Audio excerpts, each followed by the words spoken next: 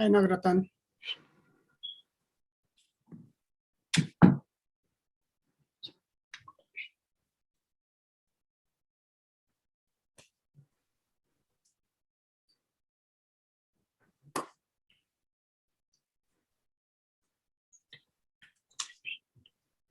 All right, so we are going to start it now. Jai Bhim, Jai Pule, Jai Fatima, Jai Periyar. Thank you to everyone for being here today. Before beginning, I would like to invite Alaina Puli to do land acknowledgements. Alaina, please. Hi. We acknowledge the land we are meeting on is the traditional territory of many nations, including the Mississaugas of the Credit, the Anishinaabe, the Chippewa, the Haudenosaunee, and the Wendat peoples, and is now home to many diverse First Nations, Inuit, and Métis people. We also acknowledge that Toronto is covered by Treaty 13 with the Mississaugas of the Credit. Thank you, Alaina. To begin, I would like to mention the group rules in place here. All audience are automatically muted and will remain muted throughout. The session is expected to go on about 1 hour 45 minutes. There will be 45 minutes question and answer session at the end of the presentation. The audience are encouraged to drop their questions in the chat box for the speakers to answer. Any kind of rude or inappropriate behavior will not be tolerated. Such person will be immediately removed from the session without any notice. Well, we all understand food as something to be considered as a good tasting, delicious, and unique to one's cultural identity. Especially in Western country, South Asian food is known as a appetizing and enjoyable food. And we often hear comments from non-South Asian friends or neighbors saying that I love butter chicken, or I love gulab jamun, or something along those lines, right? So of course they are so yummy. I like them too. I also enjoy it, right? So but does the food culture that we see in India and Western countries within South Asian community represent Dalit, Adivasi, Bahujan culture? That's the question. Can anyone imagine the hierarchy within the food?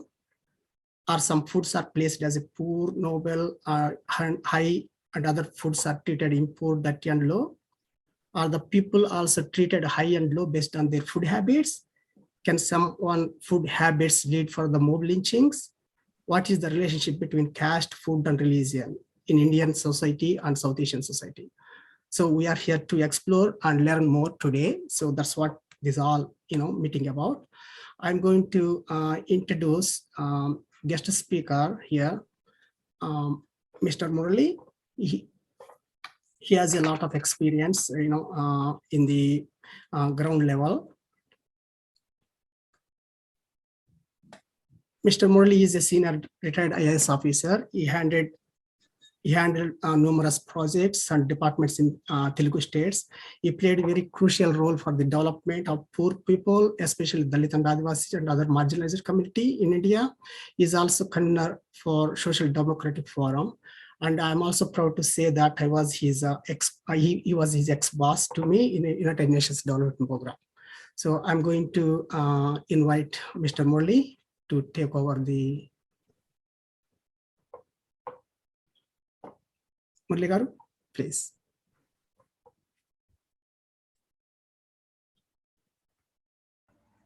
Yeah. So am I audible, Vijay? Yes. Yeah. Yeah. So good evening to good morning to everybody. First of all, I really congratulate the organizers for organizing this very thematical webinar, because it is very much required in the present situation, because the context is totally different in India now, because the old idealism is coming back, and it will push the entire society into poverty and subjugation again. So we all are worrying actually sitting in India, because every day the things are like changing. So in fact, the root cause of the problem, the politics of food in India, goes back to the thousands of years, in fact. So because many of you must be knowing, but many of you also, I think, not knowing this kind of system in India prevailing since 2500 to 3000 years ago. Because at that point it's called Vedic age actually. So the root is lying there. So the Vedic age, the ideology is born at the time. So the ideology was like manufactured by a group of people who wanted to loot the resources at the cost of masses. So that is the thing, that the ideology is still continuing. Even now, the present government carries that ideology, especially almost all provincial governments and the government, union government. So I should tell this. So they then the entire society. So they have made the society into four different communities. So the first community is a priest community, which is supposed to be in the higher order.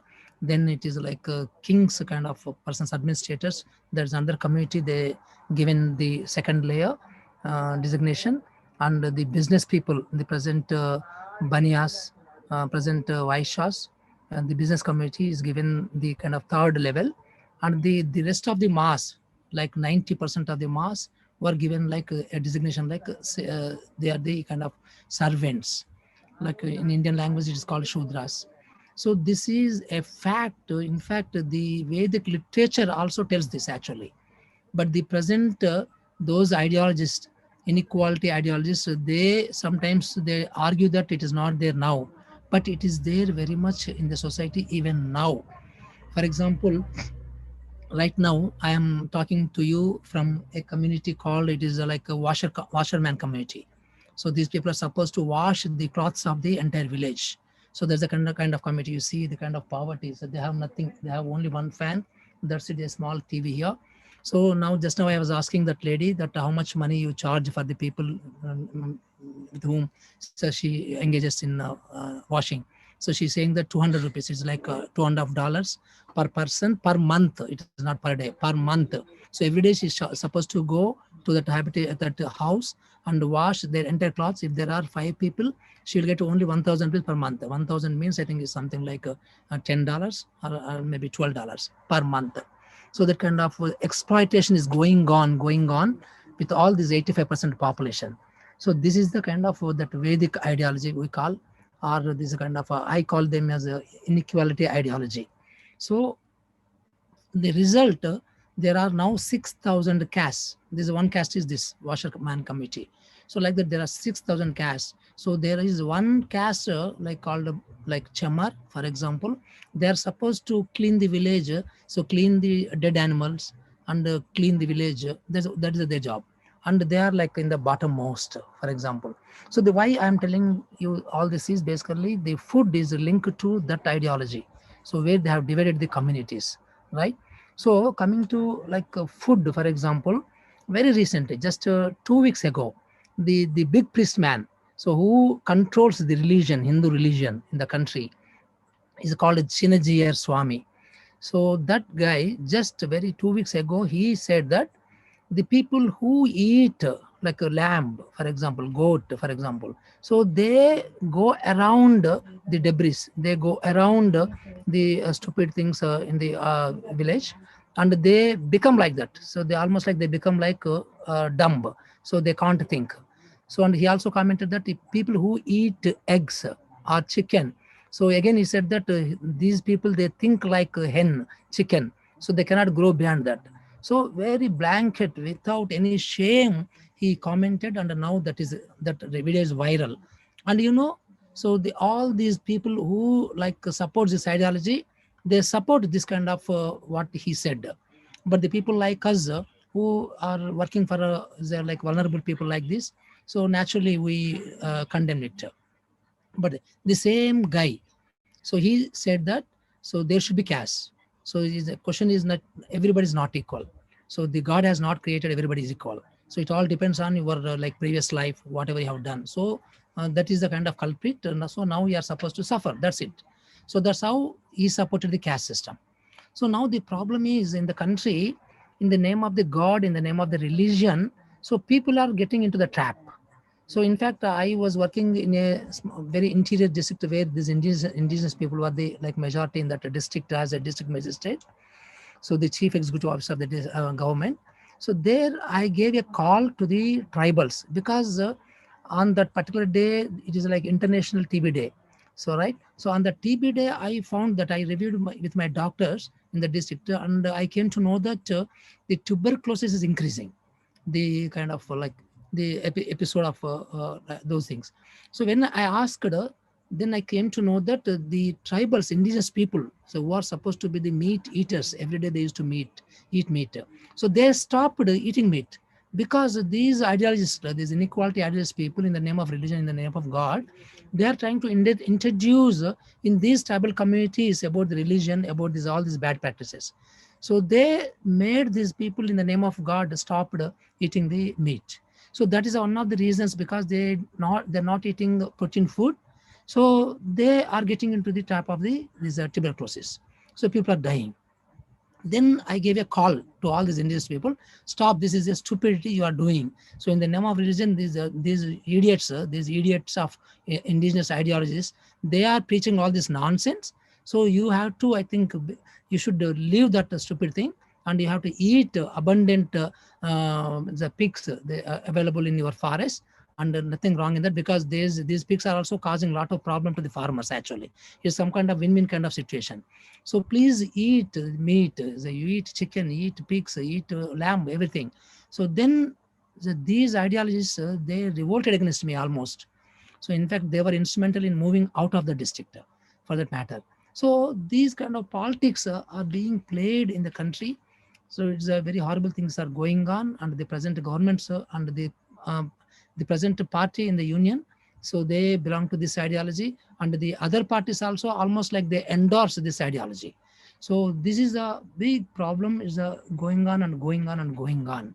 So I don't know so how many more centuries it will really take to stop this. In fact, I should tell you that this ideology, who are stopping to eat the meat by the masses slowly, in the name of God or whatever.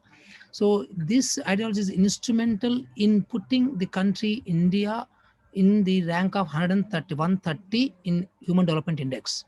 Because it is not that we don't have resources. It is not that we don't have human resources or natural resources. The problem is because these people are trying to exploit the resources, and they're amazing the wealth in the few hands. So for example, in India, 2% of the population, so they are holding 80% of the wealth in the country, only 2%. These 2%, out of this 2%, 90% of people, they belong to that community. So that Banya community and Brahmin community, priest community and business community.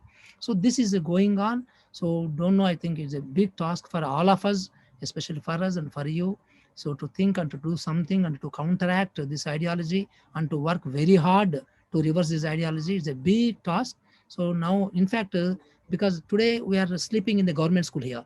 So purposefully, these ideologies, they don't want to give the quality education. So because they want cheap labor, and they don't want the people to question them. So that's the reason why they don't want to give the quality education. That's the reason why our schools are horrible. So the teachers they don't teach, even if they take huge money, because the rulers are not reviewing what is happening in the education. Purposefully they want to kill this education system, because the rich people, those communities, they send the children to the big schools, private schools. It is not an issue at all. So 100,000 rupees is not an issue for the child to go, because they carry millions and billions of rupees. So, but the poor people, they can't send their children to the private schools, and they're forced to send to the government schools. So, for example, in my province, there are 3.5 million children are studying in the government schools. So, but there's no education given. For example, 9th standard guy, he can't read the local language. He can't write English. He can't read English. So he can't read even Telugu, our own language. So that's the kind of status of the education here. So like that, they don't mind the poor. So they want to only amaze the wealth. So this is a kind of result of the impact of that ideology. So this meat is one factor, but in that there is a package of kind of oppression and exploitation and all these things. So I thank giving me the opportunity. So thank you very much for the support. Thank you. I stop here. Thank you, Murali sir, for that wonderful, to kickstart the conversation on this very important topic that we're all here to discuss. Hi, everyone. I'm Divyani. I'm part of the Jamhoor Collective, a critical left media organization that amplifies marginalized and progressive voices from South Asia, broadly construed. I'm very glad to be part of this very important conversation on caste, food, religion, and politics in India. Today, we have with us Professor Chinnaiah Jangam, Dr. Vidya Natarajan, Cynthia Stephen, and Mohammed Shafi to take the conversation forward. I would now like to invite our next speaker, Professor Chinnaiah Jangam. Dr. Jangam is an associate professor in the Department of History. Sorry, Divyani, sorry to disturb you. Sorry, everyone. Actually, Murali is going to leave soon because he came out from the big event. He was supposed to be there. Just, if you don't mind, like anybody has any questions for him, just you can ask 2 or 3 questions. Sorry about that. So, because he's going to leave soon. So, there won't be any opportunity for the people to ask him in the question and answer period. Like, if anyone has any questions right now, you can ask him. That will be great. Yes, absolutely. Please post your questions in the chat. If you have any, you can directly send them to either me or Brother Vijay, and we can read out the questions on your behalf. Yeah, we give 2 minutes time. Yes.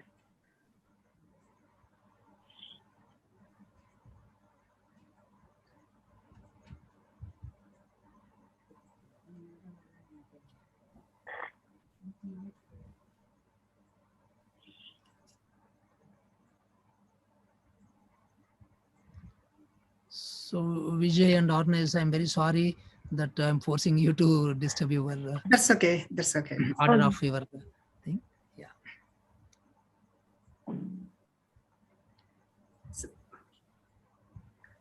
Saeed Ansari raised his hand. Yep. Ask to unmute.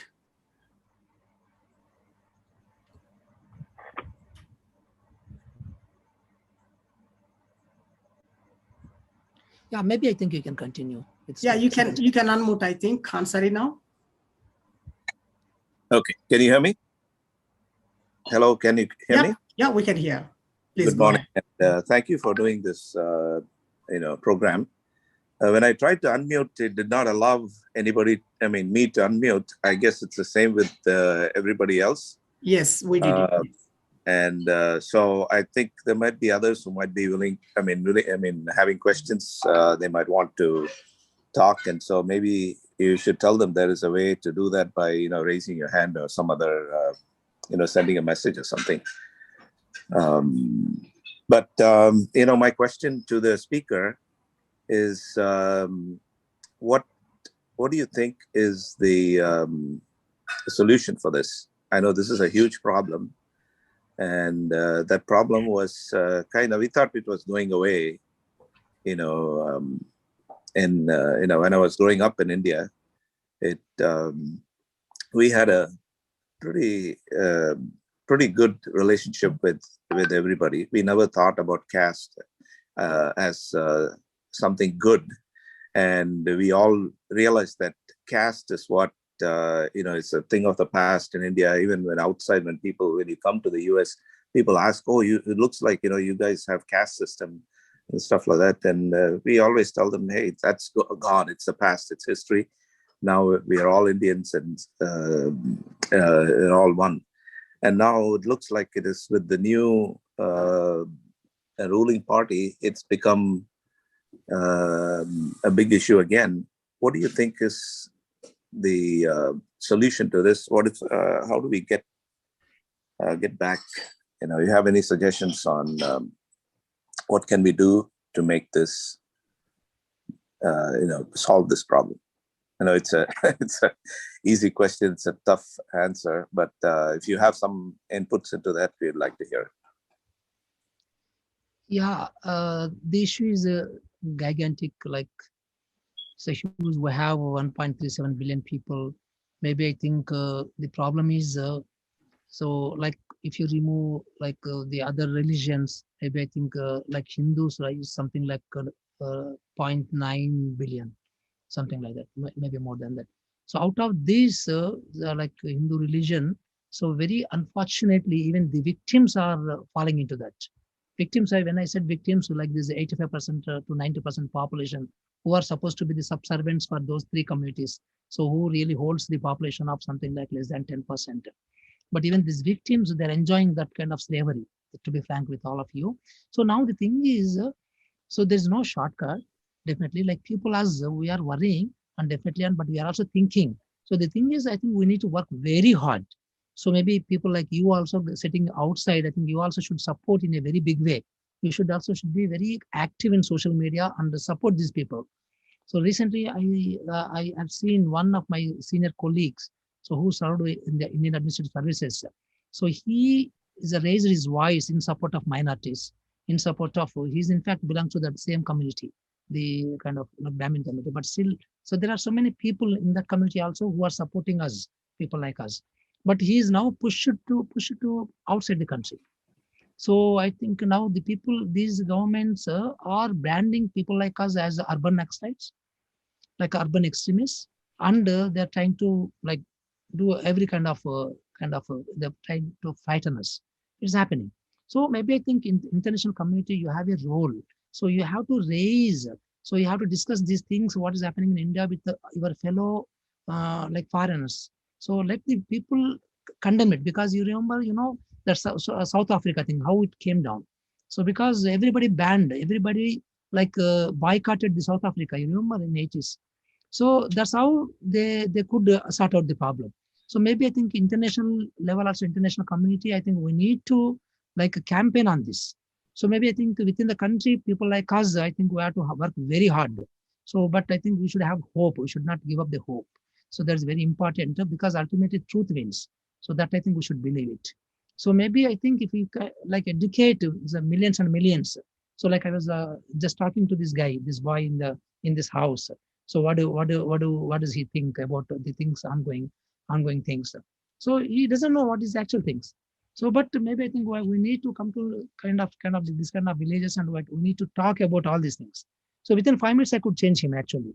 Yes, sir, I agree. That's the reason why they are talking like that. That's what he commented immediately within 5 minutes after my conversation. So maybe I think we have to work very hard. There's the only solution. Thank you. Thank you, Murali Garu. There is one more question from Srividhya. I was wondering about the relationship between the tribal group with the tuberculosis and meat eating. Are not doctors in India on the side of the balanced diet? That is, would not they come out on the side of a certain amount of protein intake? And would not that go against the ideological support of vegetarianism? It's basically asking about the doctor's role in the taking sides, balanced food. So very unfortunately, even the scientists, forget about the doctors, even the scientists, because of majority of doctors, majority of scientists, they belong to, because the problem is for more than 2000 years, they have banned education to these masses. So till recently, till independence, in fact, we should be thankful to the British people, because they have opened the gates for the education, for the minorities, for the these servants, supposed to be subservients communities.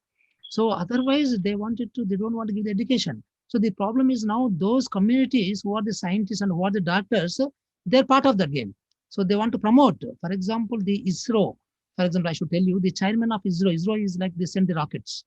So that guy, they do worshipping the kind of idols of the models of the rocket, taking it to temple. So they are into that ideology. So somehow the scientists, engineers, and doctors, and all the people, say professors of that ideology, they are not logical, and they stand always to that inequality ideology. So this is a big problem actually. So we in India, so I think we are like fool's paradise, to be frank. So majority of the people, they're not logical. 90% of the Indians are not logical, I should tell you. So recently one Supreme Court judge also has commented like this. So the problem is that, so doctors, in fact, some doctors, so they don't believe their own skills. So some doctors, recently some doctors said that this vaccination for the COVID is stupid. So some doctors who have studied the degree, the MBBS, the Bachelor of Medicine and the Bachelor of Surgeon, so they commented that stupid Ayurvedic medicine, so is manufactured with some leaves and these things. So they promoted that instead of vaccination. You see, So sometimes some people, they don't believe the modern medicine at all. So this all is like the stupidity. They are in peaks of stupidity. So they don't support. Many of the doctors and engineers, they're not. So maybe significant number of doctors, I should tell you that, more than 50% of this, but they support. They started supporting now. So protein food they're supporting, and the vaccinations they're supporting, because it is linked to their business, in fact. So I feel that because their business should not be affected, so they started supporting. Otherwise, these ideologies, they're attacking the modern medicine. So naturally, the doctors who are practicing the modern medicine, who are minting the money like anything, so because they may lose the business, I think now they started supporting the modern medicine, and here and there they support this kind of protein food and this kind of food thing. So, but otherwise, majority people are not supporting. Thank you. Thank you. There are few questions. I think we can push them back to question and answer period for the panel. There is one question here. It may be related to you, sir. Is there any protection under the Indian Constitution for the such personal freedom and choices? Has anyone approached courts for this such personal freedoms? Indian Constitution is a wonderful constitution. Actually, it gives equality and justice and the freedom 100%. So in fact, some small thing is there, because to respect this Hindu ideology, Hindu religion, so they have given one small provision protecting cows. So issue is not cows actually. Issue is other than cows also. Cows, eating cows, in fact, many of the Muslims are stopped. Minorities are stopped. In fact, my big dad, for example, in my village, so he told me when I visited his village very long during my childhood, he told me that he was eating beef, because all these scheduled caste untouchable communities from where I'm coming also from that, so they eat beef. So, but now we can't imagine eating beef. So in fact, my big dad, so at his young age, 40s, he stopped, because the entire village, because the majority are those ideologies, so they forced these untouchable communities to stop eating beef. So the same thing, that kind of pressure is now building on the minorities, especially Muslims. So they also are slowly stopping. In fact, the number is now going down. So Indian constitution wise, it gives it doesn't stop actually. But the courts nowadays, again, the majority of the judges are from the same community, from the same exploitative community, same that unequal ideology community. That's another big problem. So, but right now, I don't think even if they are belong to that ideology, because they are supposed to give the judgments within the constitution, they have to give the food freedom. But as in today, it is not much discussed in the courts as in today. So maybe I think maybe in few years, within few months, I think this will come to the court level also. I think we have to see what kind of things they will pass. But I'm hopeful that because they respect the constitution, because constitution has given them so much liberty for the courts, so courts have respected the constitution, I still believe.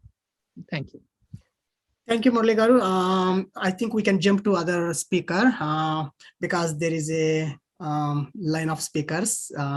Thank you very much for your wonderful insights and your experiences it brought to us. Thank you, Vijay. Thank you, Prof. Chinnaiah. Thank you, organizers. Thank you very much. Thank you. Divani, just go ahead, please. Thank you, Murali sir, for being here, for taking the time. I'm beginning now move on to our next speaker, Professor Chinnaiah Jangam. Dr. Jangam is an associate professor in the Department of History, Carleton University, Ottawa. He holds an MA in history from the University of Hyderabad, an MPhil in modern Indian history from Jawaharlal Nehru University, and a PhD from the School of Oriental and African Studies, University of London. He was awarded the Felix Fellowship and a Harry Frank Guggenheim Dissertation Fellowship for doctoral studies. Mr. Jangam was a postdoctoral fellow at the International Center for Advanced Studies, New York University. His research focus is on the social and intellectual history of Dalits in modern South Asia. His first book, Dalits and the Making of Modern India, was published by Oxford University Press in 2017. Dr. Jangam presents Dalit perspectives. Dalits argued for the abolition of untouchability and the ending of caste inequality with its accompanying humiliations as preconditions for independence of India. Dalits imagined a nation founded on principles of justice, liberty, equality, and human dignity. These eventually became the foundational principles of the Indian Constitution drafted under the guidance of B.R. Ambedkar, a Dalit. Dr. Jangam, can I please invite you to the virtual floor? Thank you. Thank you, Divyani, and Jai Bhim to you all. And thank you, Sadhan, for organizing this. And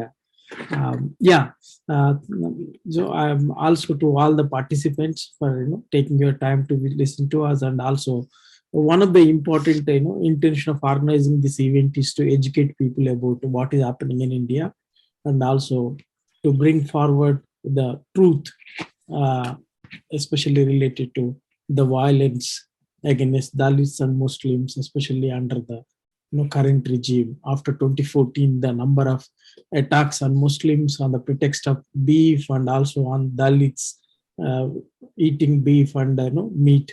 So in this context, it's very important, especially as a diaspora, we live outside the country, and most of the time, as Vijay said in the beginning, that the perception of India, particularly food, food habits of India, mostly presented as this vegetarianism as the face of India, like the way in which we think about India means Gandhi, and also vegetarianism, and also Bollywood. So there are these cliches and also the images which have been developed about India. And many times what you see is that, people who have no idea about what India is, they think that, eating meat is kind of a sin for, people to, especially beef. So in this context, I think, the politics of food and the why we have to think about meat as a very important aspect of politics of, larger politics of nation, and also larger politics of civilization. If you look at, to complicate what Mr. Murali has said about, the religious aspect of, why this discouragement of eating beef particularly, and other, animals, it starts, if you look at history, like, that Vedic period he was talking about, actually, if you go back to Vedic time and, the Vedic time, one of the important thing is that, that in fact, the Brahmins were the ones who were eating meat, like, Professor D.N. Jha, who used to teach at DU, he wrote a very interesting, book about beef eating in ancient India. And he was attacked by ABVP people, and they made a lot of hangama in late 90s, I think, if I'm not wrong. So in this context, what he says that, in ancient India, if you look at the Vedic rituals, the Ashwamedha, or various kinds of rituals they used to perform, most of that was about animal sacrifice. And in fact, that was embedded in, Brahminical ritual practices. And they, in this context, what you see is that, civilizationally, if you look at the challenge to animal sacrifice and also eating animals came from Buddhism and Jainism.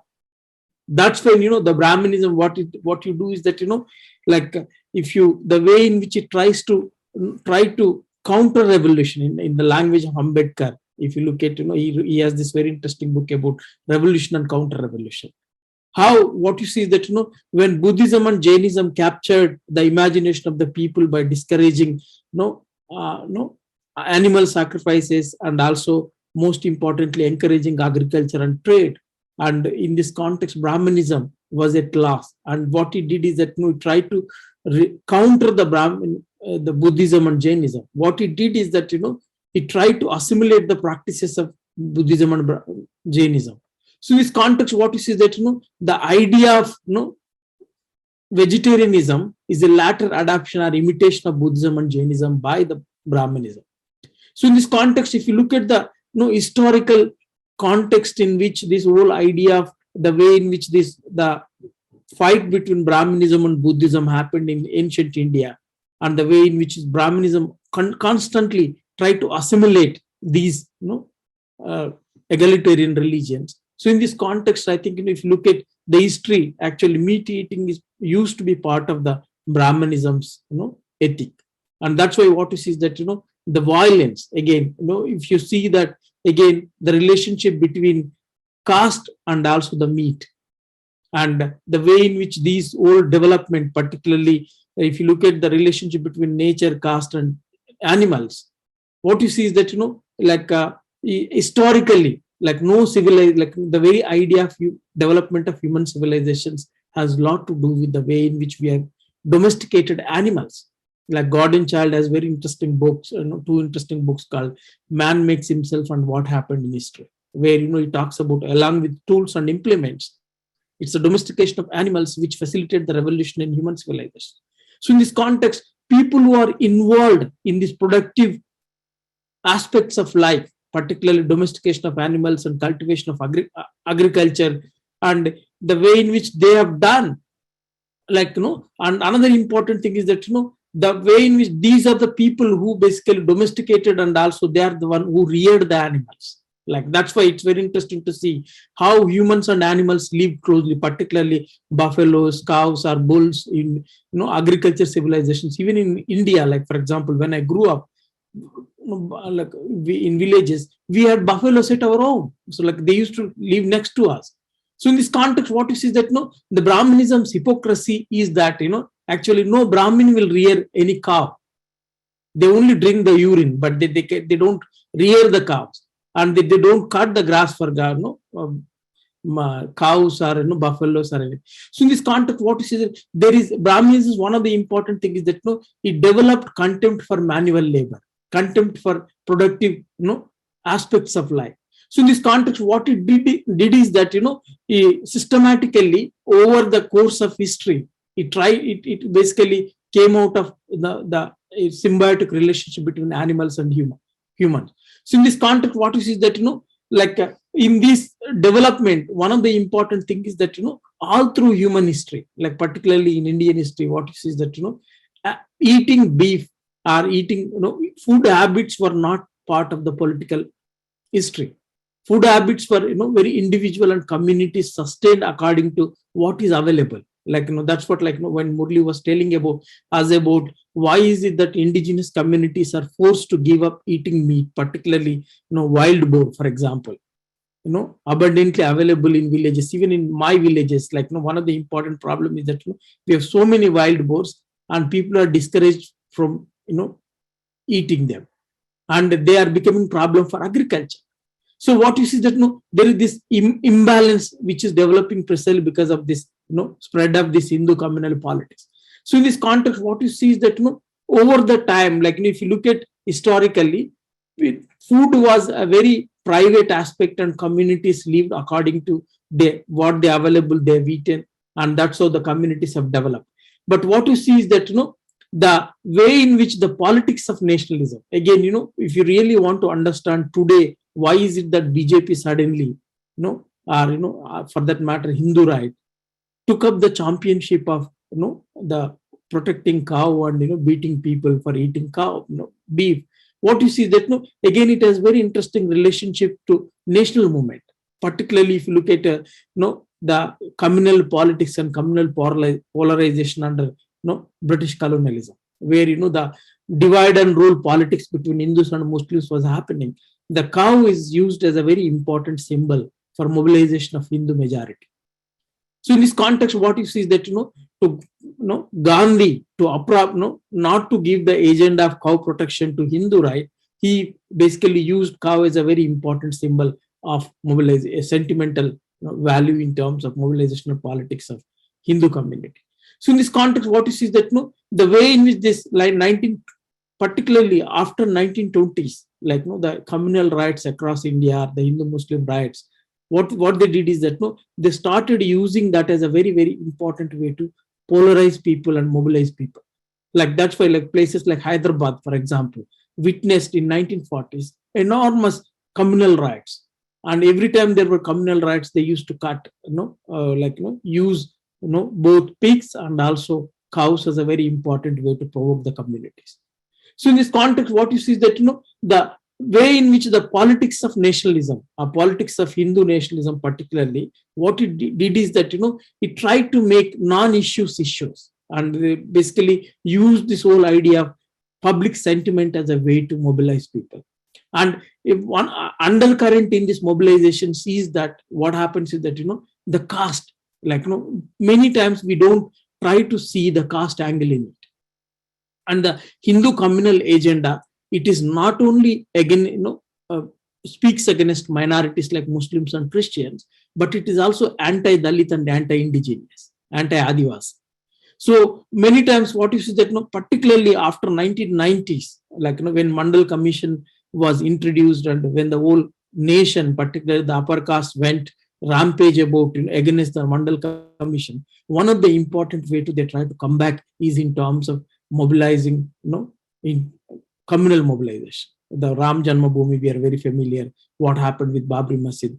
The entire Advani Rath Yatra is this, coming, making people, communal polarization. So in this context, but what we are seeing is that today, like, particularly after 2014, what we are witnessing, particularly violence against Dalits and Muslims across India, one of the important things is that, it is against, the social emancipatory agenda, like whatever we have achieved, particularly after 1940, because of the reservations, because of the special protection given by the Constitution. One of the important things is that, Dalits, tribals, and also OBCs have come up in, various, both in education and also employment and also in politics representation. So in this context, what you see is that, when we have this, communities like it happens exactly what you see is that white nationalism, particularly, I live in Ottawa. We are last 3-4 weeks, we are witnessing white nationalists have occupied the Canadian Parliament area and trying to create havoc. Who are these people? What is their agenda? They call themselves as freedom convoy, but actually what they're trying to do is that, they're trying to promote white nationalist politics. And these are very, again, it's a politics of domination. Like in India also, what happens is that, meat is just a conduit for the Brahminical domination. They use that. Like, if you look at, go to every Brahmin household in India, how many of them are really having cows at their home? No one has. They use cow as a pretext to, reimpose the Brahminical domination. So in this context, what we are seeing is that, the social justice agenda, which actually became a political, politically very important agenda in 1990s. What you see is that, because of reservations, both SC/ST reservations and OBC reservations, one of the important thing is that, like the upper caste felt that they're losing their political power. So in this context, what you see is that, the Modi's regime, the number of particularly public sector companies and public sector units, which they are privatizing, closing and giving it to Adanis and Ambanis, are, the kind of destruction happening in terms of educational institutions and higher education institutions is part of this, undoing the social, emancipation or social improvement, whatever has happened in 1990s and 2000s. So in this context, what you see is that, they're using Muslims and other minorities as a very important way to mobilize, consolidate their political power. So in this context, what you see is that, the meat politics is very closely tied to the politics of, Brahmanism and politics of Hindu domination. So in this context, unless we see that, why is it that, just because it's not that, meat was never consumed by people, right? Beef was eaten by, like, just now Murali was telling, like, it is a staple food for Muslims and Dalits. That's why very important relationship in villages, Muslim communities and Dalits, they share food. And that's so basically, especially come to Telangana, that's what you see, that, that's what when we were children, like, we used to go to Muslim neighborhoods to collect our beef. So in this context, what you see is that, these relationship, they're trying to polarize and make, the politics of polarization as an important way to mobilize and reimpose their domination. But one of the important impact, like, what you see is that, this 2014, like, Sagari Ramdas, one of my friend who's a veterinarian, she wrote very extensively about it. The impact of this politics of, cow protection, how it has particularly both in terms of rearing cattle and also in terms of agriculture and also livelihoods of the people. And it is like, having very devastating effect, particularly in terms of, how it is affecting the livelihoods of the people. Not only human being, even like, recently I was listening to a very interesting program on BBC about vultures in India, vultures in South Asia particularly, how vulture population completely decimated. And because, because there were no vultures, like, because animals are dying, there is no one to scavenge them. And that is having particularly ecological impact.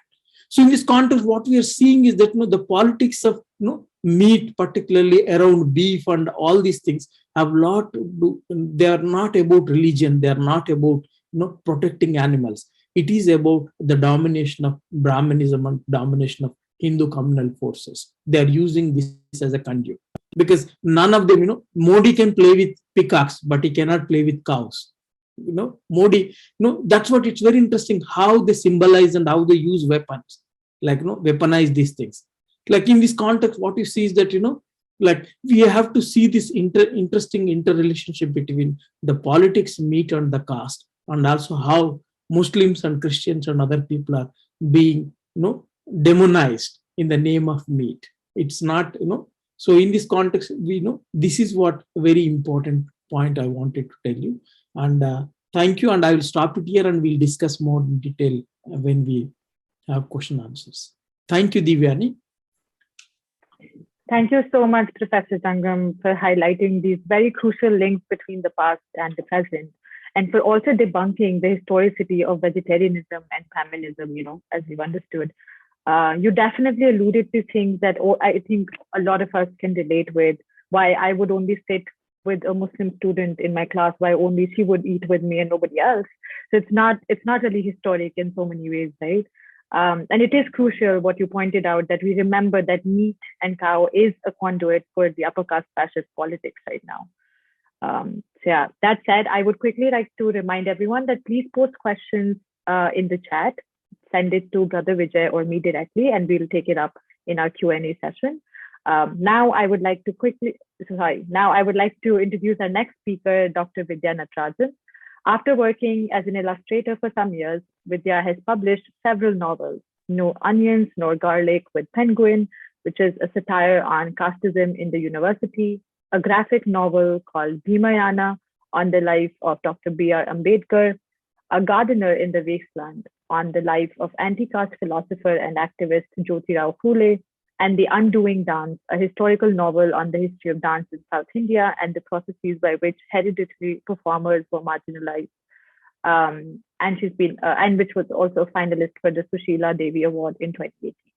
Her doctoral thesis was on the history of Bharatanatyam in its relationship to caste, nationalism, and the status of women. As part of a non-profit dance initiative in Chennai, she helped document the techniques of dancers from hereditary but marginalized dancing families. Shalini, a theatre group of which she's a founding member, was involved in activism promoting gender equality. Dr. Srividhya lives in London, Ontario, and has been a guest artist in residence with the Toronto Company in Dance, and has danced key roles in Purnima, The King's Salon, Fallen Rain, and Gold. Vidya also wrote and performed Friend of Mine for the 2014 London Fringe Festival.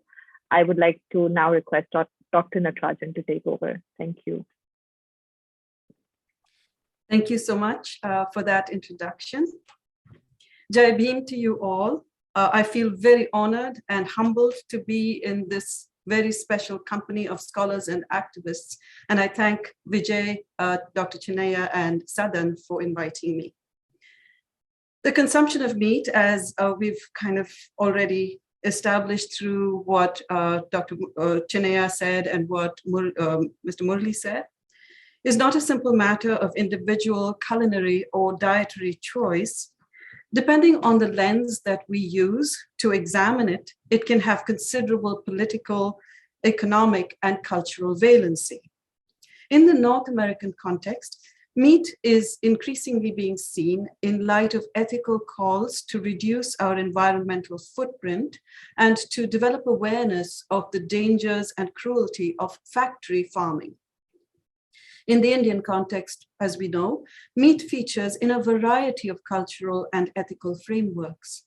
These frameworks include the Buddhist or Jain ethic of ahimsa-based vegetarianism, the caste oppression of beef-eating communities, the legislation of cow slaughter bans, the mobilization of cow protection as a key right-wing Hindutva trope in the field of electoral politics, and positive identity assertion by meat-eating communities through the celebration of meat as part of their food cultures. Dr. Jangam has already beautifully elaborated on the development of meat as a political trope.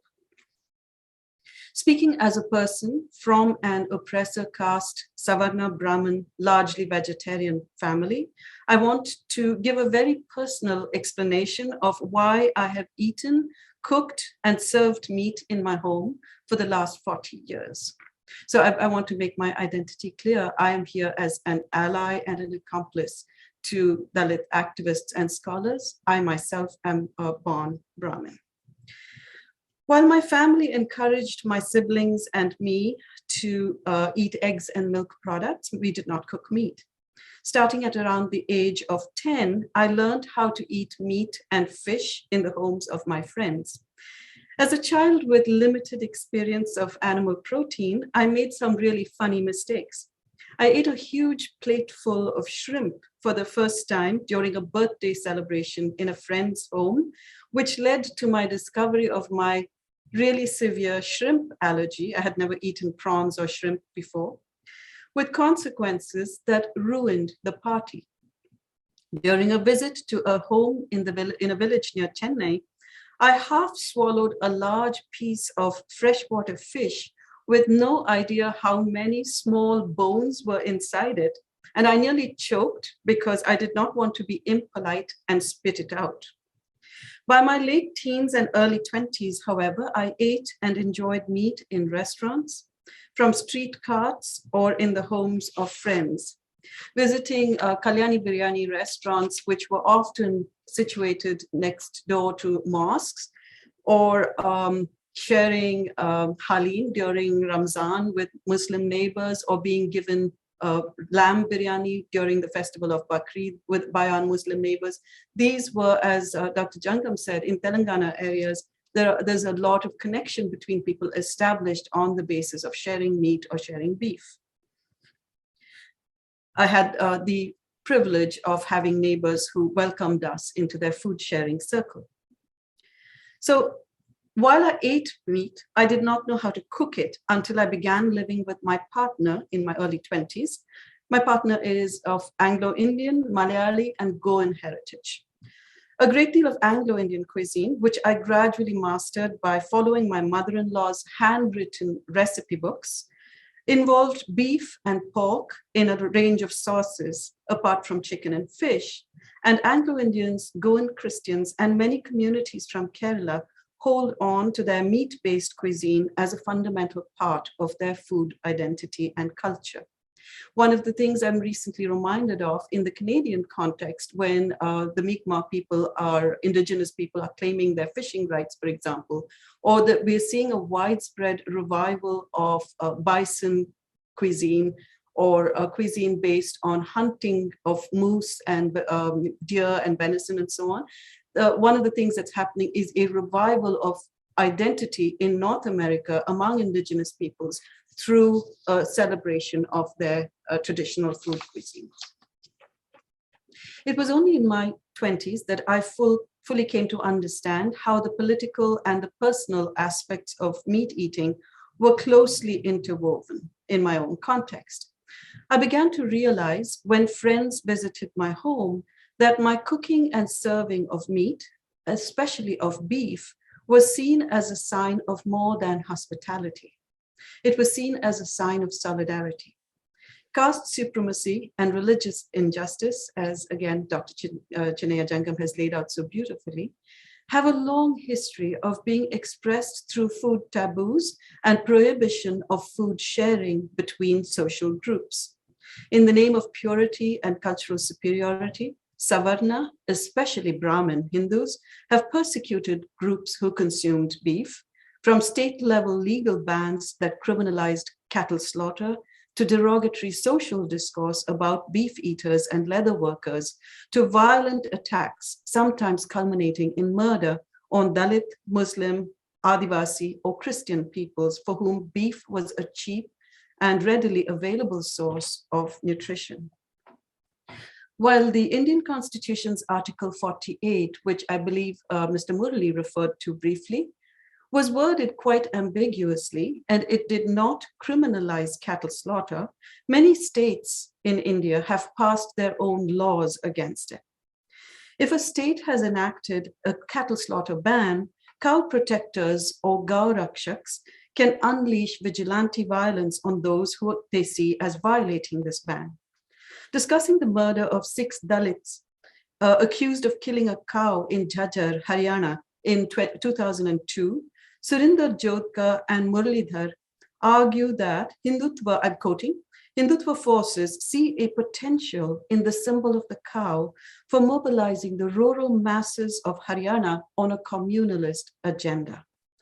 Such a process is already visible in the hoardings depicting a cow being slaughtered, presumably by a Muslim, that have been put up by the Vishwa Hindu Parishad in different parts of the state.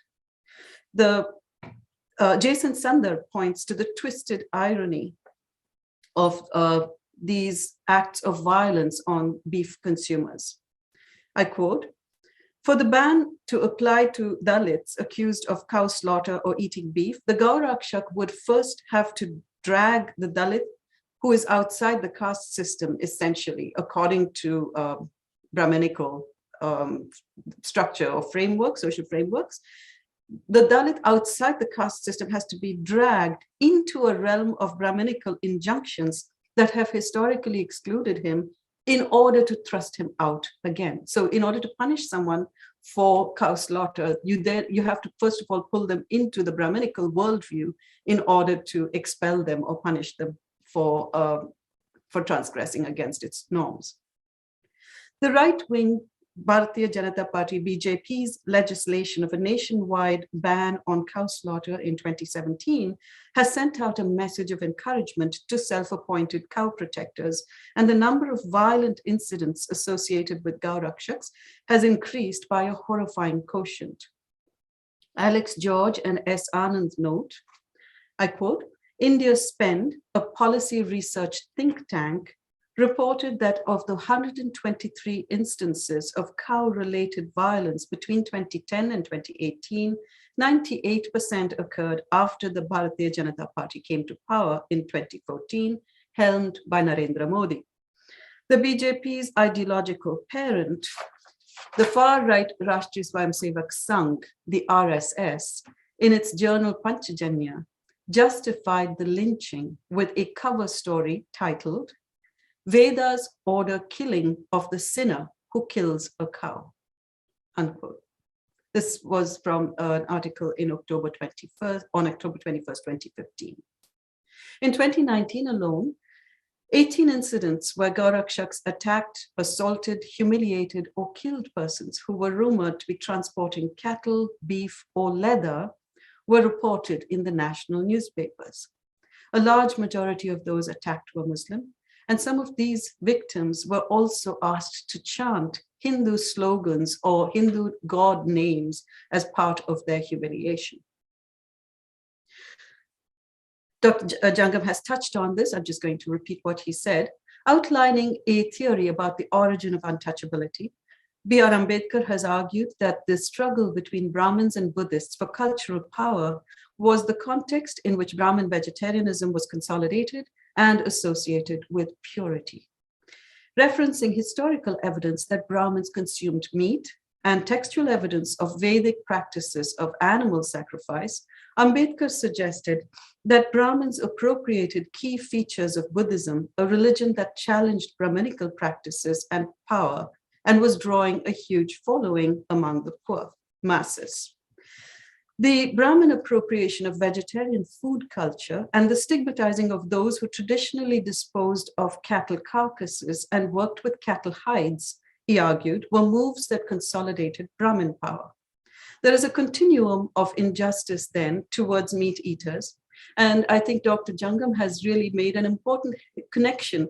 If the use of meat as a trope was adopted by Brahmins in the past in order to stigmatize Buddhists, today the upper castes are using it, especially in the context of consolidation of small pockets of power among non-Brahmin, Bahujan, Adivasi, and Dalit groups.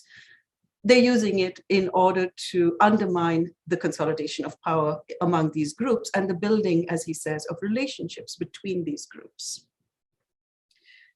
There is a continuum of injustice then and now towards meat eaters, especially beef eaters, from a denigration of their food culture and their identities to an economic oppression that prevents them from accessing easily available nutrition, to a constant hidden threat of violence, to brutal physical attacks that were influenced by both localized caste or communal struggles and national electoral politics.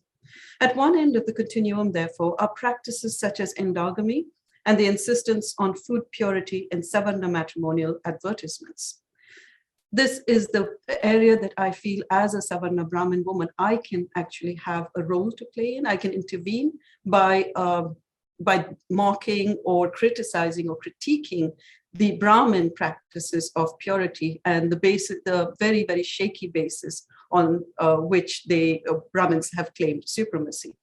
So the practice of vegetarianism and food taboos is something I satirized in my novel titled No Onions, No Garlic.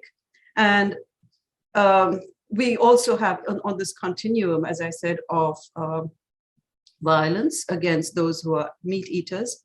At the other extreme of this continuum, we have incidents like the lynching of the Dalits in Jhajjar. There is also a continuum of resistance to these injustices, from skepticism about purity to defiant public celebration of meat, as in the Hyderabad Beef Festival organized in 2015 and disrupted by VHP-affiliated gangs, Vishwa Hindu Parishad gangs. So one of the poets I hugely admire is the feminist poet Meena Kandasamy, and Meena participated in the in the Hyderabad Beef Festival, spoke up as a Dalit woman claiming her own consumption of beef, and has written some fascinating poetry and a graphic novel based on this. Pardon me. In Shraddha Chigateri's research, conducted in Bengaluru, Dalit women ask how milk and other products of the cow are pure and acceptable for Brahmins to consume, and why is meat made up of the same matter impure? Until such time as these injustices can be addressed, and in solidarity with those who embrace food culture as an oppositional and resistant practice, I will continue to critique the Brahmin appropriation of beef as a trope in anti-Bahujan, Adivasi, Dalit, and Muslim discourse. And I will cook, serve, and eat beef in my own home. Thank you very much for listening. Thank you very much, Vidya. So it's a wonderful articulation about, bringing your own experience as a, it's a dominant caste like a Brahmin community. That's really exciting to hear, your words and your story. Yes, there is a lot of, relationship between the purity, impurity, the food and, it's a cultural practices, the poverty, nutrition for the Dalit and Adivasi Muslim communities. At the same time, for dominant caste people, like it's dal, ghee, those kind of, it's a purity food, right? So you brought very wonderful, insights from your own perspective. That's what, we always, as a Dalit and Adivasi, we try to struggle with, right? So food is a identity, definitely it's identity, it's a resistance too. That's what, Dalit, if you look at the Dalit activists in the history, they have been using their identity as a food and as a resistance. Thank you very much. So now I'm going to introduce Cynthia Stephen as a speaker. Cynthia Stephen is a Dalit feminist and anti-caste activist. She was a former state program director for Mahila Samaikya Karnataka state. She is a founder and president for TED's Trust. She is also a poet, writer, and a private journalist. Sister Cynthia, please welcome.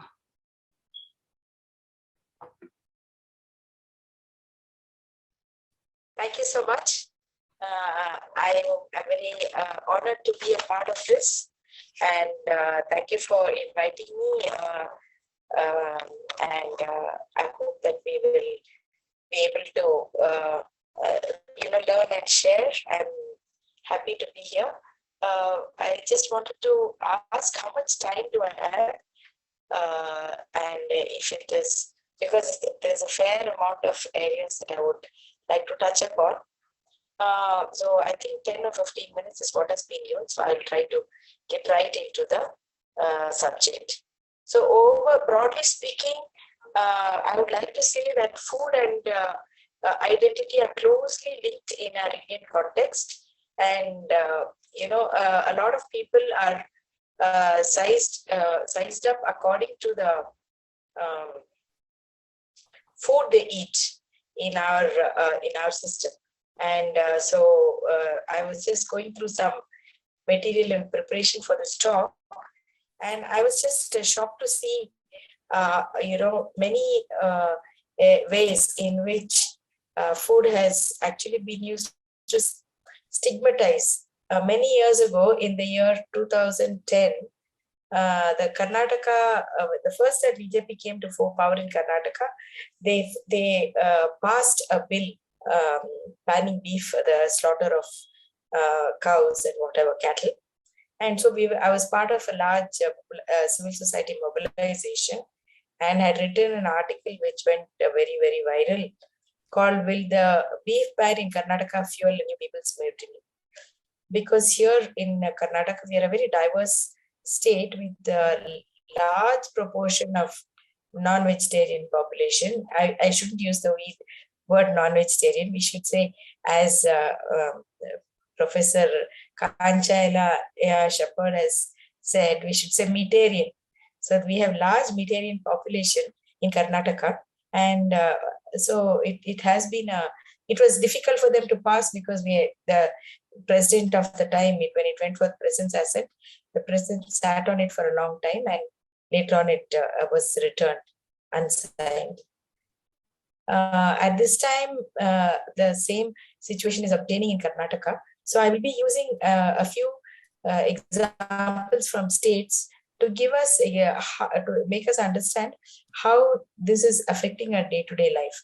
But before that, I'll just very briefly touch upon some of the historical aspects of the food matter. And then I would just like to say that I was just going through this. I want to make this quote from an article I was reading. It says, within a country where the religious and social divide is visibly violent, increasingly so, food is just another fragment that is appropriated to oppress. Food is a political issue today because of its domesticity, that is its banality, its commonness, and also because of its exchange. Within the exchange of food does lie the existence and the voice of a community, and it is in the exchange of a community that it is allowed to continue. So as we say in Karnataka, roti, beti, vyavahar, not in India across. So what is the meaning of roti and beti vyavahar? It means commensality, that is eating together and being able to marry. So it shows a kind of unity in the community. So, excuse me. So whether what you eat and what you and who you marry becomes a very important part of the identity. And you will notice that it is these areas that are being challenged and questioned in the present right-wing dispensation that we have in the country going on. Okay, so what is this based on? As we know that the Manusmriti has a number of prohibitions based on food. It has very elaborate, prescriptions about food. If anyone has opened the Manusmriti and read, you will realize that there is so much of material that the Manusmriti prescribes. And so it's really amazing how there is so much of attention given to what food is eaten and how it is valued or not valued. And so it becomes an important marker for social status and capital. And therefore, you will find, for instance, things like the term like pure vegetarian. Why is the term pure coming there? It is because of the understanding that some foods are pure and some are not pure. Some people are pure and others are not pure. So the purity pollution concept is and it is assumed that vegetarian is pure and what is connected with meat is not pure. And therefore you will find that the communities which are outside the pale, the marginalized communities are the ones, the Metarian communities. They are the Metarian communities. So therefore we have Dalit, Adivasi, Christians, Muslims, and certain sections of OBCs who are literally considered outside the pale because of their food habits. And as our previous speaker has already pointed out, the Jajjar example, where a dead cow was being skinned for her hide, became the occasion for 5 men, Dalit men, to be killed, murdered, lynched. And so this is the way in which the stigma operates. It has a very violent form as well. But I would just like to also point out that access to food is an important part of it's an important part of how a human being is treated. For instance, we know that girls are given less food to eat when they are growing up. Different kinds of food. They're denied protein-rich food, and that is reserved because it's expensive. It's reserved for boys, and also women are expected to eat last after the best of the food is given to the men. So there is a hierarchy in that. And this is also something that we need to keep in mind. Also, the foods that are cooked and served on auspicious occasions are quite expensive and quite exclusive. And that is because they are to be offered to the gods and to the priests, namely Brahmins. So there's a lot of caste, class, gender hierarchies that are involved. Okay, and as I've already talked about the Manusmriti, reference. Many people are there who know about how the Manusmriti operates and how it others anyone who is not a Dvija male and twice born male, that is the 3 pure castes. Other than Shudras, the Brahmin, Kshatriya, and Vaishyas. Kshatriyas are considered to be Metarians because of they're supposed to be warriors and be strong and all that. But they are also considered caste people. So they are not untouchables, basically. They are caste people. But the Shudras and the Dalits are outside the pale and stigmatized for the food they eat. Also, I want to point out that access to water is also an important aspect. And the economic exploitation of the working castes, productive but stigmatized working castes, those are the access becomes an important way to control the population or the community. So that is why there is a lot of access to water, touch, water sources and so on. Now, in Karnataka, for instance, there is another. Well, I'd also like to talk about. Somebody was mentioning. Somebody asked in the question earlier about a reference saying the ban on cow slaughter. What is the impact on the poor? See, I did an article many years ago, as I said, in the context of the Karnataka beef ban legislation, and I was just, this is an old article, more than 10 years old.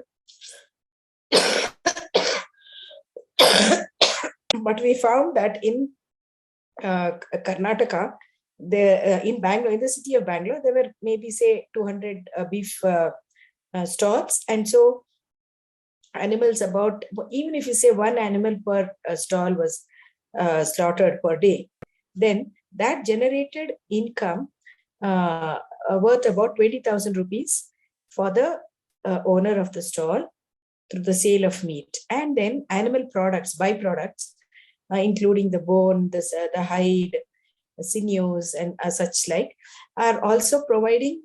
So 20,000 cattle are slaughtered, and the meat on the one hand generates some certain, about something we calculated around 1 crore then 10 years ago, 12 years ago, and the another crore for all the animal byproducts.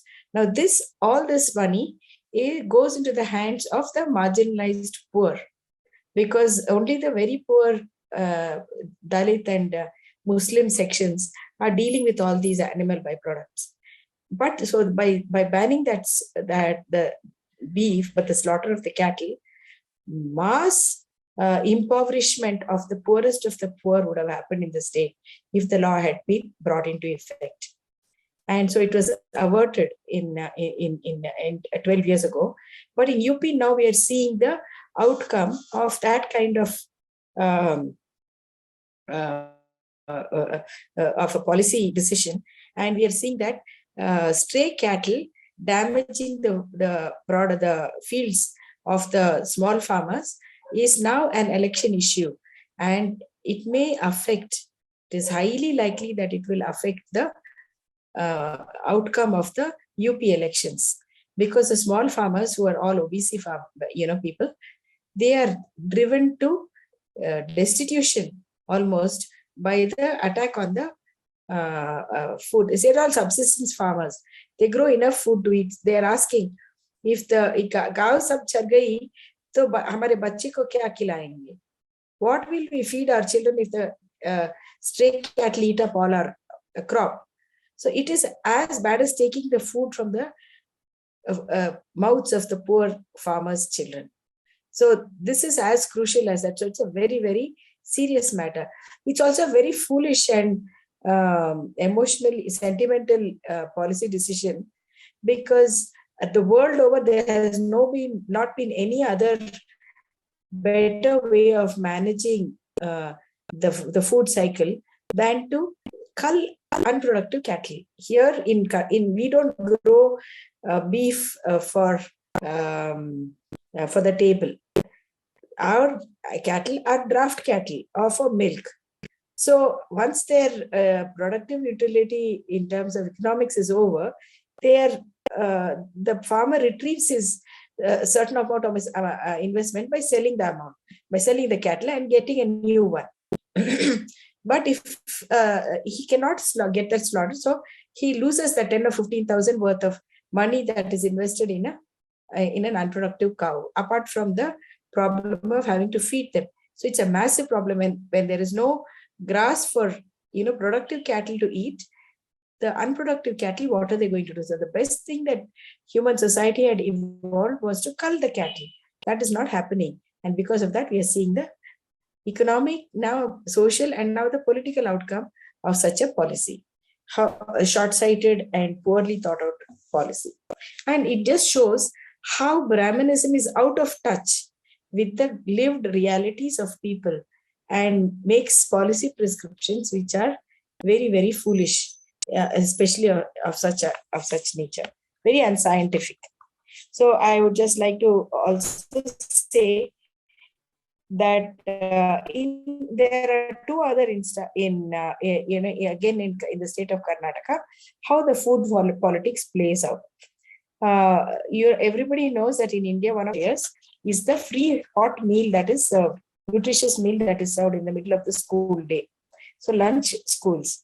And so we found that in Karnataka, after the BJP came to power, when the previous government was there, they made sure that eggs were served. Milk used to be, when we had excess milk in our cooperative societies, the government immediately sanctioned 1 glass of milk each to every child in the school. So children were getting eggs and milk in school just before the government changed. Once the COVID started, schools closed down, the nutritious meal went. But just around the same time as that, as the COVID lockdowns, there was this huge debate about whether eggs should be given to the school children as part of the meal or not. Why Why is it a problem for children in rural households? Everybody has chickens in their house. They're eating eggs at home where if available. So who has a problem? Some seers, some Mata leaders made the statement that they don't want, because they are vegetarians, they don't think it's a good idea for children to be given eggs in their school meal.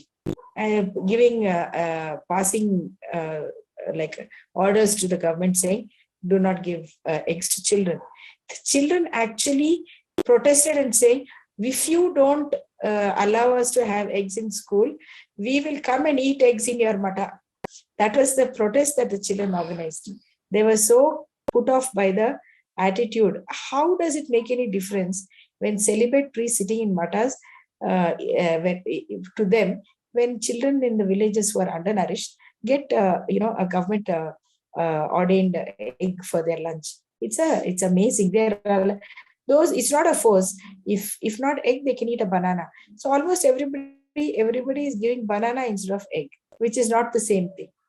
Because as you know, egg is the ideal food for children, especially when they're in the growing stage.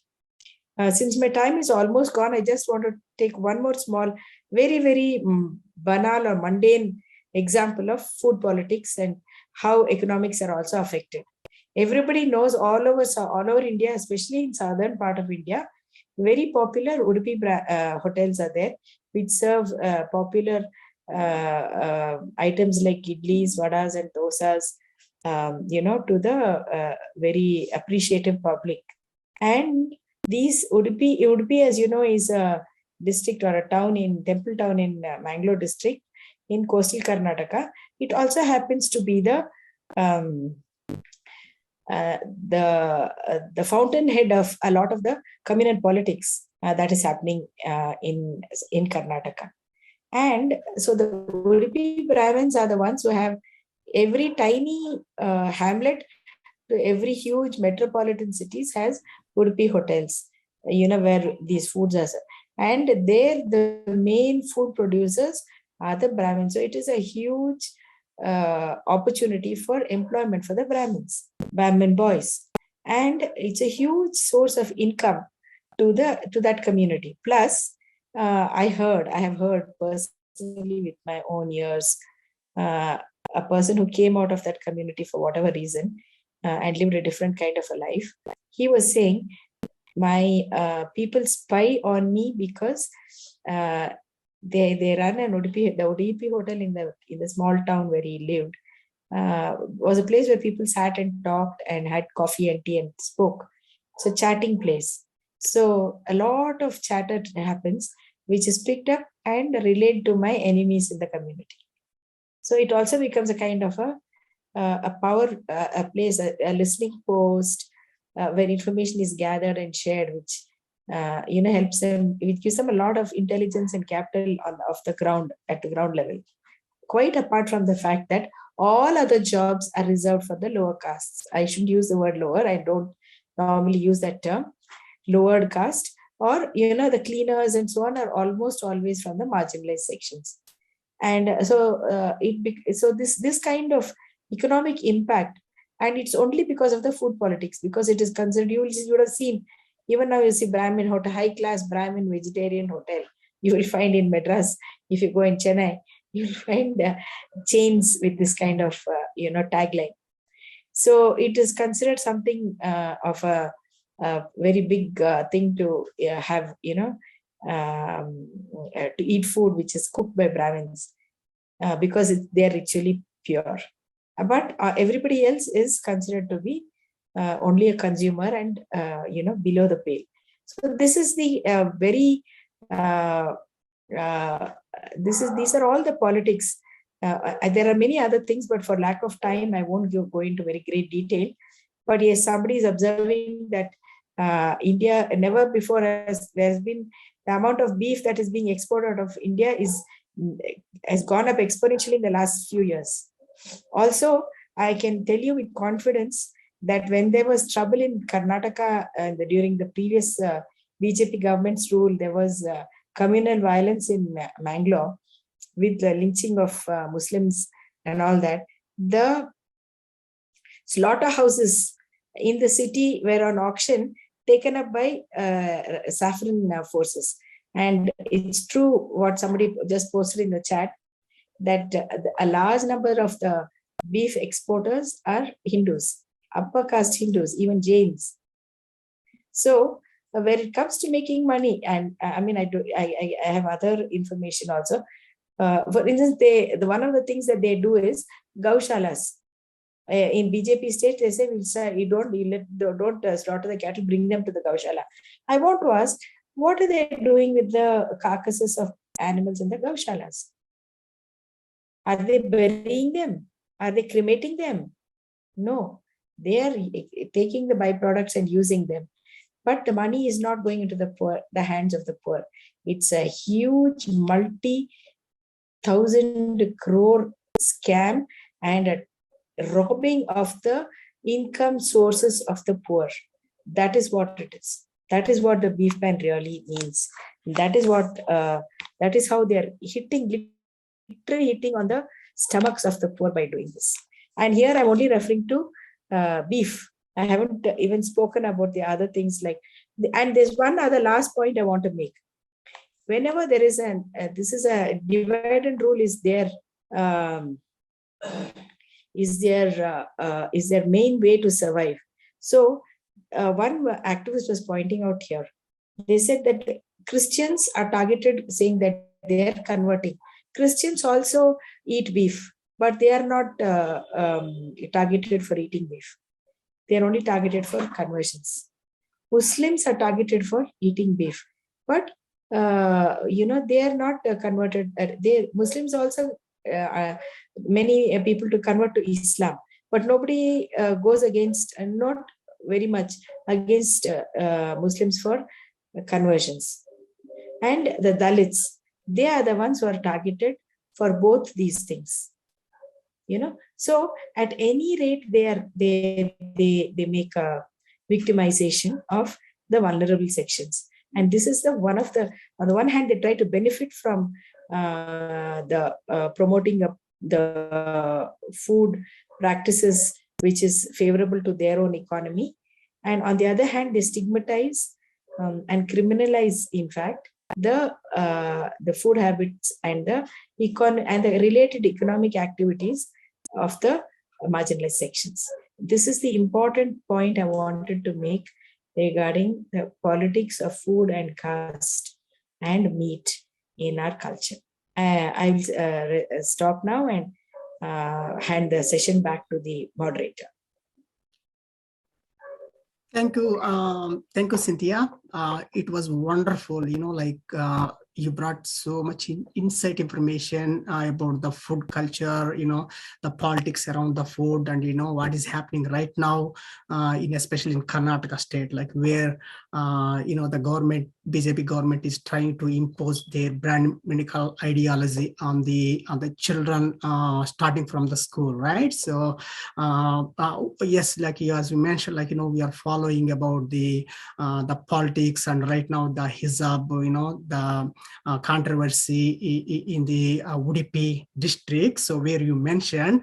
So it's very interesting to know, the Udupi hotels all the time is dominated by the dominant caste people. The food, especially how they used that identity to oppress the other marginalized communities, Dalit and Adivasis. Now as a second step, they are taking it to towards the Muslim girls, Muslim community, right? So that's what it's clearly telling about that the relationship between the food as well as the Muslim community, how they are doing right now.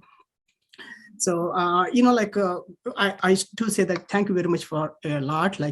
Just I want to say my old experience too about food, how it stigmatized me many times. So, but we don't have that much time here. I can tell later. So, right now I'm going to invite Shafi from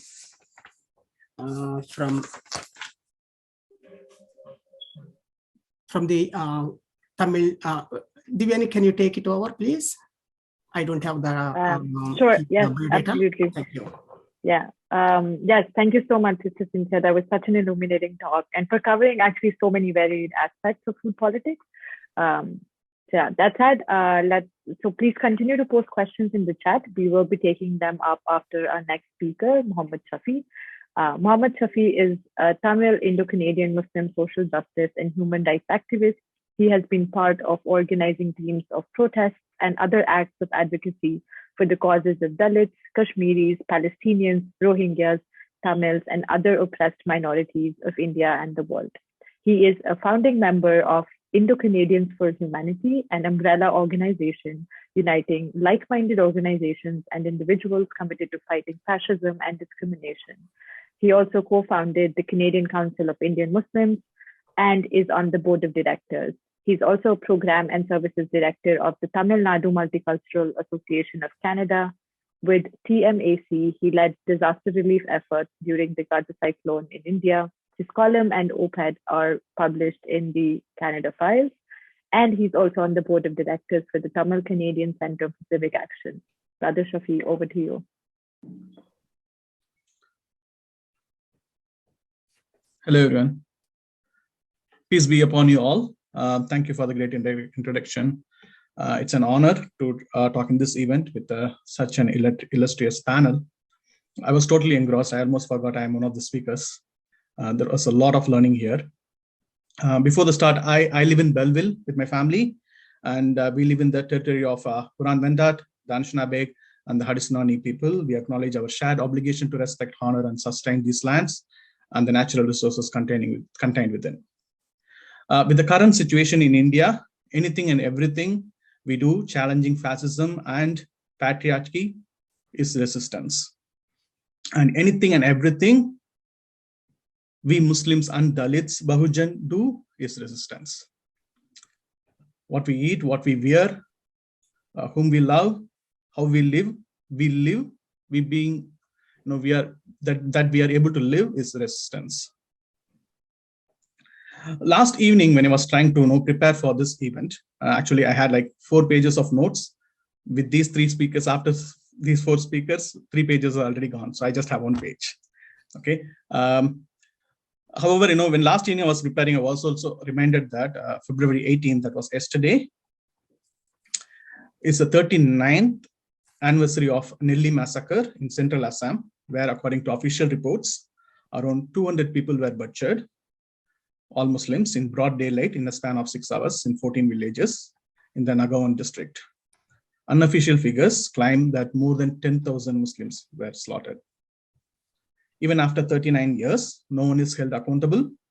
Close to 700 cases were dropped. No one is punished.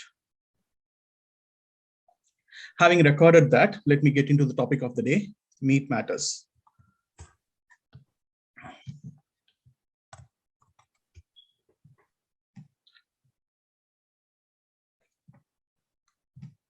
I will share my own experience with meat, my food culture. I was born in Ramanathapuram, a coastal town in the southern Tamil Nadu, India. It's a district headquarters. Rameshwaram, a well-known Hindu pilgrimage center, is also in the same district. Since it's a coastal town, the staple food of that area is fish and other seafoods. And fish was not just Muslim food, neither in trade nor in consumption. In fact, as long as I remember, in the late 80s and early 90s, we used to buy fish or other seafood like crab, squid, shrimp from small street vendors who are mostly non-Muslim women. They bring the food in a basket and we used to buy from them.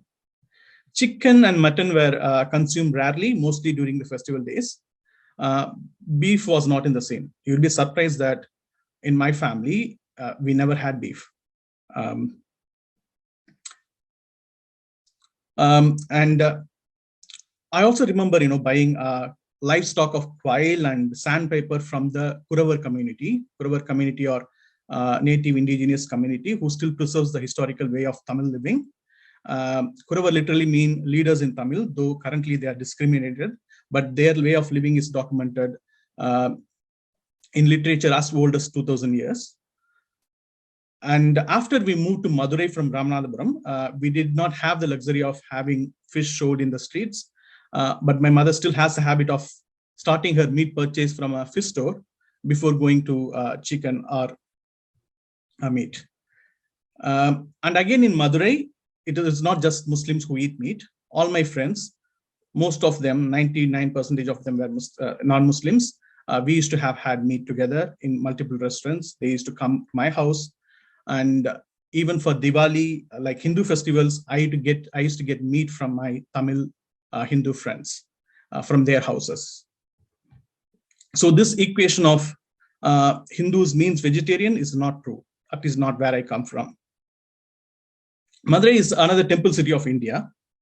And the most popular food, coming from Madurai is called curry dosa. The curry is not the English curry. In Tamil, curry means meat. So if you know dosa is only made up of masala or any vegetarian seasoning, the dosa that is most popular in Madurai is a dosa which has a layer of egg and a layer of red meat on top of it. And this is still a most favorite food for guests who come to my house. I got introduced to beef in Bangalore by a Hindu friend of mine who took me to a Kerala restaurant. That's when I first ate beef, and I immediately started liking it. But it took a while for beef to get into my kitchen. That happened after I came to Canada. In Canada, first 2 years, we were just in the habit of our own food culture. However, when my first daughter was born, she had some complications, and she was not putting on weight for the first 1 year. So the doctors were concerned. And the nutritionist, she recommended us to have beef. So the first ever time we cooked beef was a prescribed medicine from the Sick Kids, which is the world #1 pediatric hospital. That's how, now after 6 years, now beef is a staple food in my family. So we eat beef all the time. Beef, as we know, is also a most affordable meat and a source of vitamin B12, iron, among other minerals, nutrients, I mean. And perhaps, that's also one other reason why it is prevented for people from the Dalit community to have it, Now coming to politics around it, I can say I got into pan-India politics due to meat politics. Prior to that, I have involved myself in causes that was local to Tamil Nadu. After coming to Canada, I have participated in some protest for the Palestinian cause. But the killing of 52-year-old Mohammed, who was lynched for suspicion of carrying beef, was a shocker to me. I was really surprised that, coming from Tamil Nadu, it was hard for me to digest that people who were living in the same neighborhood, lifelong, suddenly become enemy for the suspicion of carrying some food they ate, carrying that food in the refrigerator. I just couldn't digest it. And when I found that there are like-minded Indo-Canadians here who want to do a protest for it, I joined. And we saw that happening continuously. So we saw that need for organizing in a longer term, and that ended up in creation of Canadian Council of Indian Muslims, which I co-founded with 4 other like-minded people. We are still continuing our path. It's been 5 years since we started this, and things have only been going from bad to worse in India. When Sister Srividhya was talking, she mentioned about the Haryana incident. It happened in 2002, that a few Dalit brothers were lynched because they were blamed of skinning the cow. The reason I'm bringing that up here is because when I heard about Mohammed Aklak's killing, I thought that is a first. I was so naive that this has been a practice for 1,000 years, and the Dalit community had been prosecuted with the same blame game for 1,000 years. And in 2002, when I compared these 2 incidents, the Haryana incident is even more cruel. These 5 people, they found a dead cow and they started skinning it, but the complaint was such that they killed the cow. They were in the custody when the mob reached, and they were lynched in front of 3 magistrates, 1 DSP and 60 police in front of all these people. So imagine the level of prosecution our Dalit brothers have got to go through. For me, like meat is one thing, is it's a food right. A food right is also a human rights according to United Nations. Also, it is the indigenous rights of people of India. See, I have my Tamil roots. Okay, though you will read in many internet pages that the Vedic age is 15 BC and it was there. I can challenge you that it cannot be. It is yet to be archaeologically proven. Whereas the Dravidian culture, even the recent Kiladi excavations prove that that is the indigenous culture, and the indigenous people of India have been eating meat. In fact, they were eating more varied meat than current shortlisted one. We also here, in Canada, and like when I started, I acknowledged the indigenous lands rights, and even Elena did it. So here, very similar to what happened here. People came, settlers came. I'm also one of the settler. But when the initial settlers came, they said, it's my way or highway, right? So that they force their language, they force their religion, everything. That happened in India 3,000 years ago. That's the only difference. I had my own way, right? People, my ancestors had their own way, and many religions came. Before, in Tamilnadu, we have documented history that before the current Saivism or Vaishnavism, which is now grouped under Hinduism, Buddhism was flourishing, Jainism was flourishing, and then came Saivism, and then came Vaishnavism, and Christianity and Islam, right? So some of my ancestors, chose based on their own interest. So, but the indigenous food had always had meat in its participation, and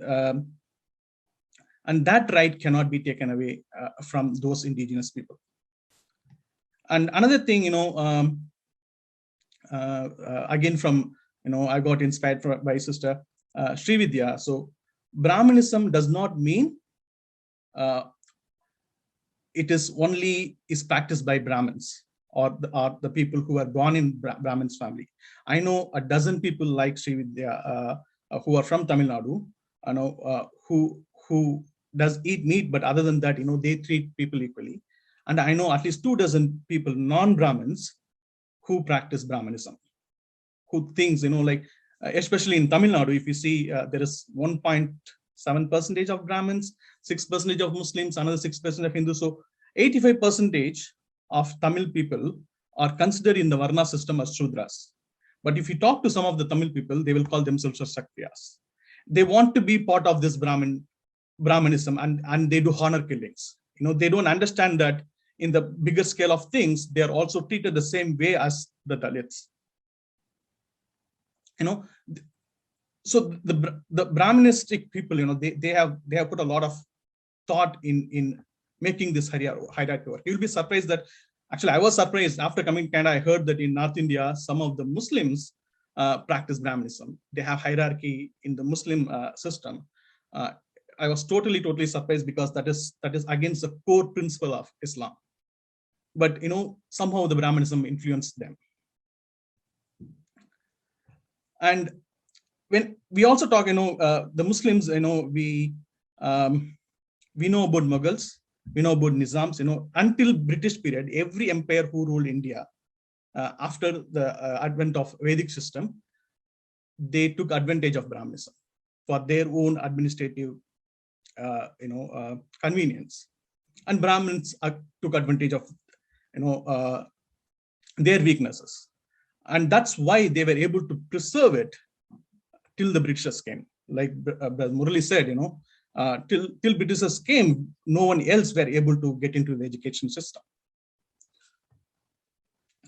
But however, the common people, they were always in solidarity. The common people, I told about Ramanathapuram, my birthplace. The community, the Muslims community and the Dalit community were always together in any causes. We supported each other like we are brothers, and we are brothers by ancestral history. And the common people's leaders, like when Brother Vijay started his in this day, he started with praising 4 leaders. And what a kind of camaraderie they have shown. Dr. Babasaheb Ambedkar, Mother Fatima Sheikh, Mother Savitribai Phule, Periyar, how much camaraderie they have shown and how much protection they have given to the Muslim community. So we have to keep in mind that, and I want to say that, people say that, when they talk about strategies or the solutions of containing the fascism in India, one thing we are doing as, we are sitting in foreign countries, so we can talk to the people here and make them understand that, like Brother Chinnaiah said, that India is not defined by cow and yoga and vegetarianism. There is a lot more to that. And put pressure to the current Indian government, but the solution has to come from within India. And it's not one of the options. The only option I see is for the non-Brahminical crowd and Muslims and Christians joining forces. That's the only way India can, in the long run, come out of this fascist people. With that, I'm ending my session. One last story, one small story before I leave for the day. It was in 2013, I moved to Toronto. I came first and my wife came later. And my wife traveled to Canada. It's her first international travel. So I was a little nervous. And just a week before her travel, I think in Amsterdam airport, there was a bomb blast. Now, I was so afraid because my wife wears burqa. Okay, the black full maxi, she wears burqa. And from a conversation, I heard that she even used to wear niqab, the face veil, but for some reason she discontinued it and started wearing only the burqa, but that's a black burqa. And just a month ago, I traveled through Frankfurt and I was randomly selected for an extra check in the airport. And that happens to me all the time, thanks to my beautiful name, Mohammed Shafi. So I was so afraid for my wife now. She's going to travel for the first time. How is she going to do? So I called the previous day before her flight in India and asked her not to wear burqa. I asked her to wear colored hijab. I asked her, you wear your regular casual dress like a churidar or whatever you want to wear and put a colored hijab and not try to avoid the black burqa. I heard silence as the answer. And the next day I went to receive her in Toronto airport. I saw this woman in her full black burqa.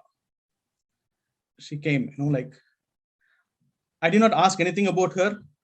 I haven't asked anything about her till now, but I used to wonder, the husband of the house has asked her to liberate herself from the black burqa and she chose otherwise.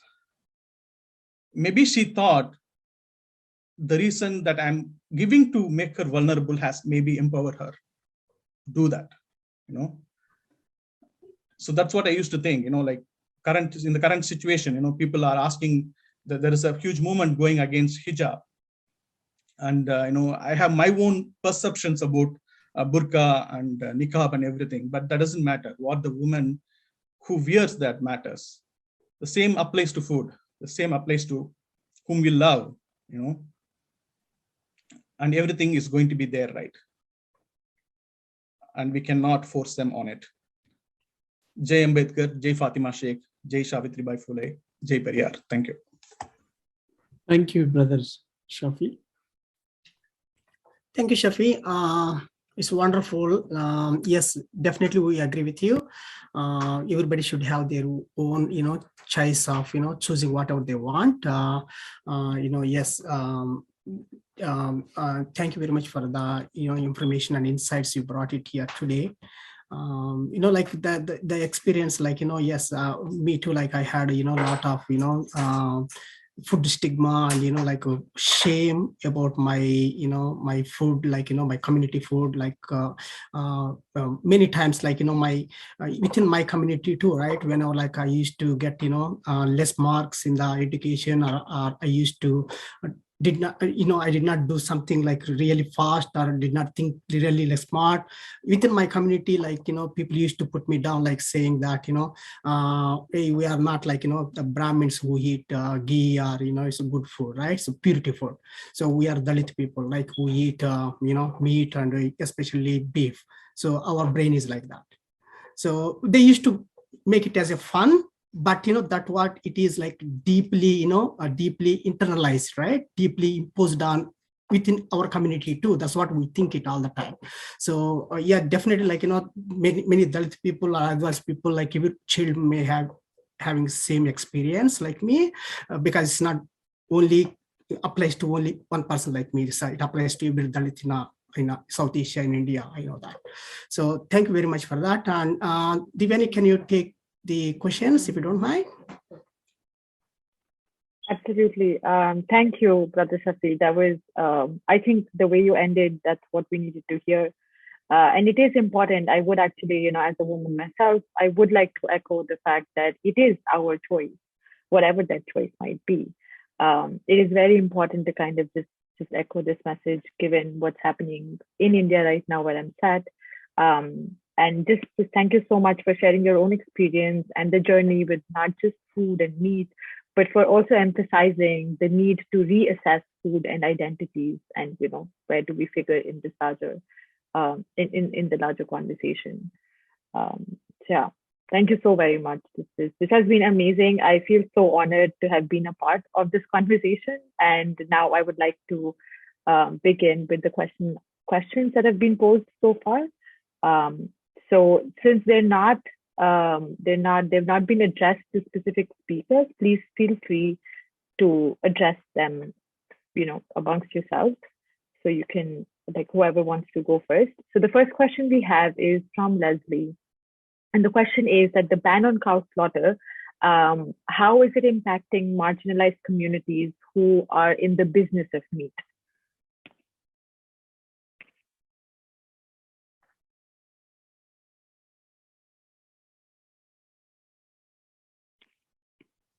This was posted after Dr. Jangam's talk. So Professor Jangam, do you think you want to take it up? Sorry. Could you please repeat the question again? Sure, absolutely. So Leslie is asking that the ban on cow slaughter, how is it impacting marginalized communities who are in the business of meat? Yeah, it's thank you for the question. And it's not just about meat as such, but even in terms of cattle in the rearing and the way in which cattle is not just about meat. Cattle also has a very important impact in terms of agriculture. Like for example, if you have one cow or one buffalo at home, it has it is a source of income. Like particularly what you see is that if a family has a buffalo along with milk, and it also has what do you call the manure it produces, the cow dung or buffalo dung is sold as a manure to agriculture. And afterwards, what happens is that in old age, when the animal is sold, that's an extra income for the family.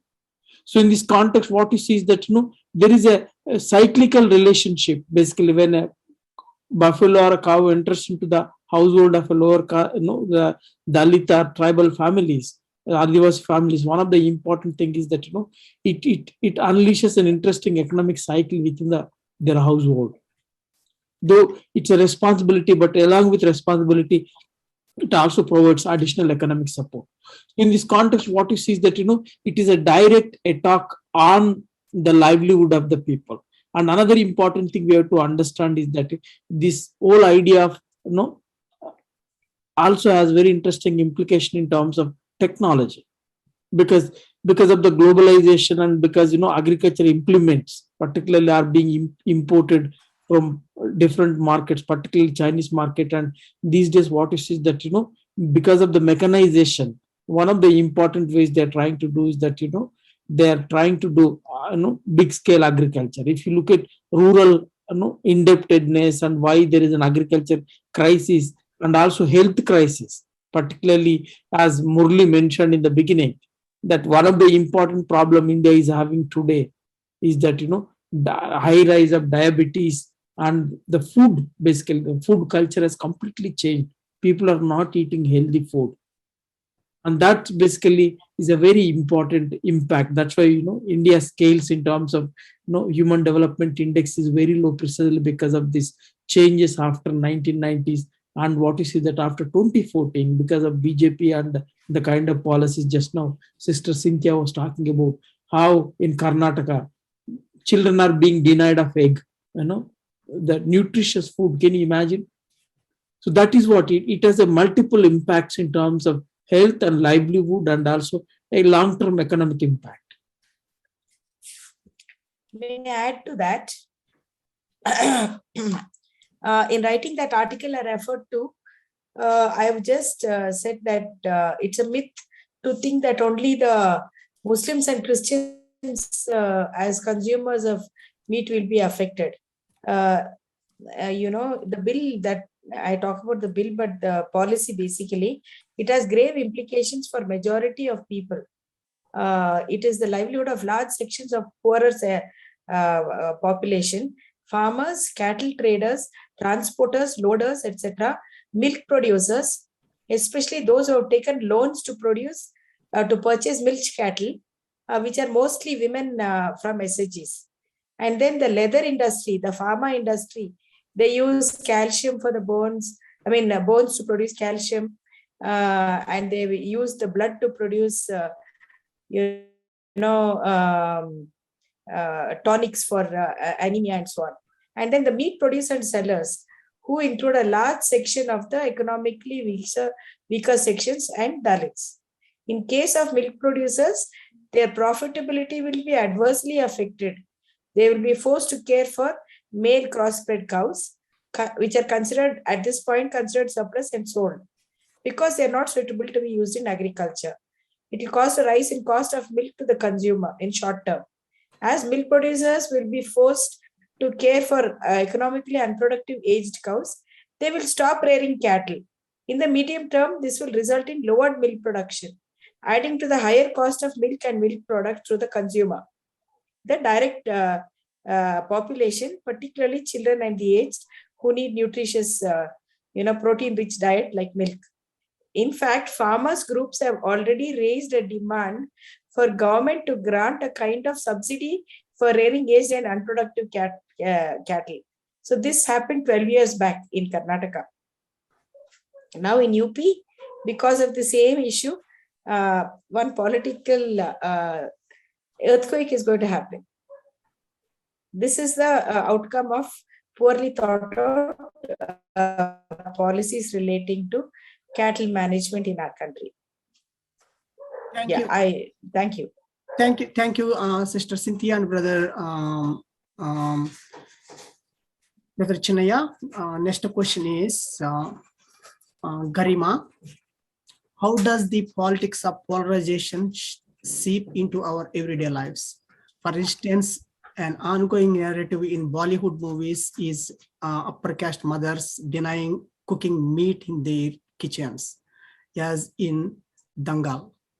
What would we some of these other process we miss not noticing?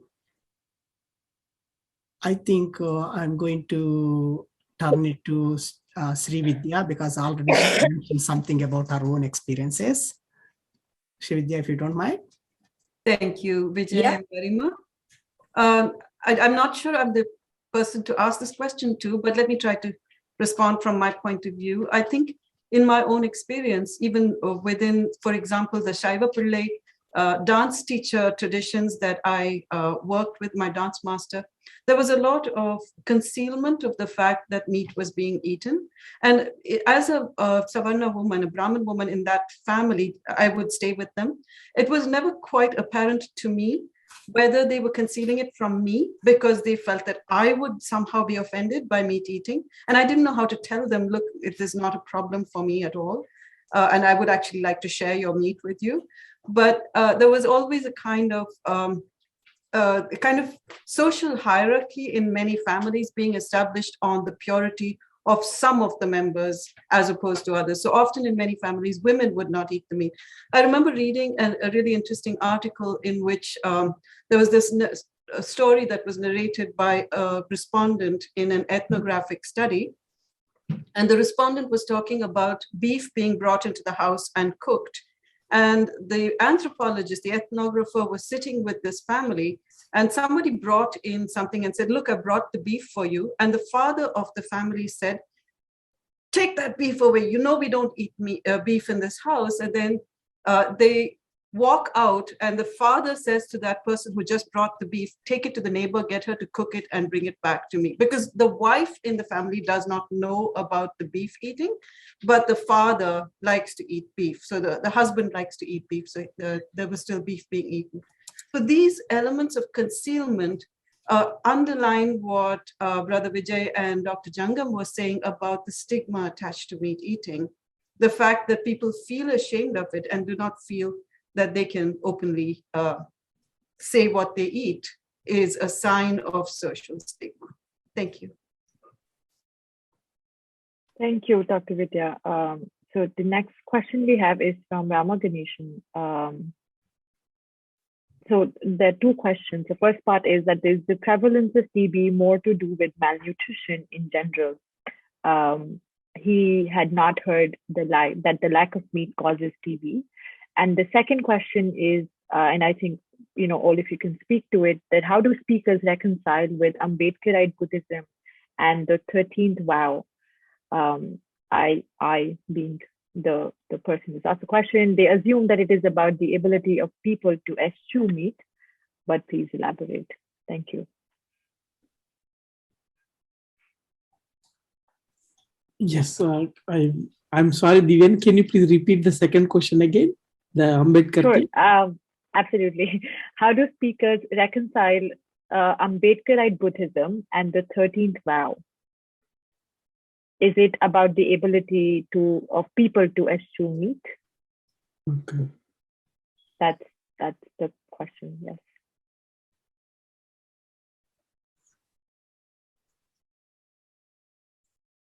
So should I answer, or anyone is? Yeah.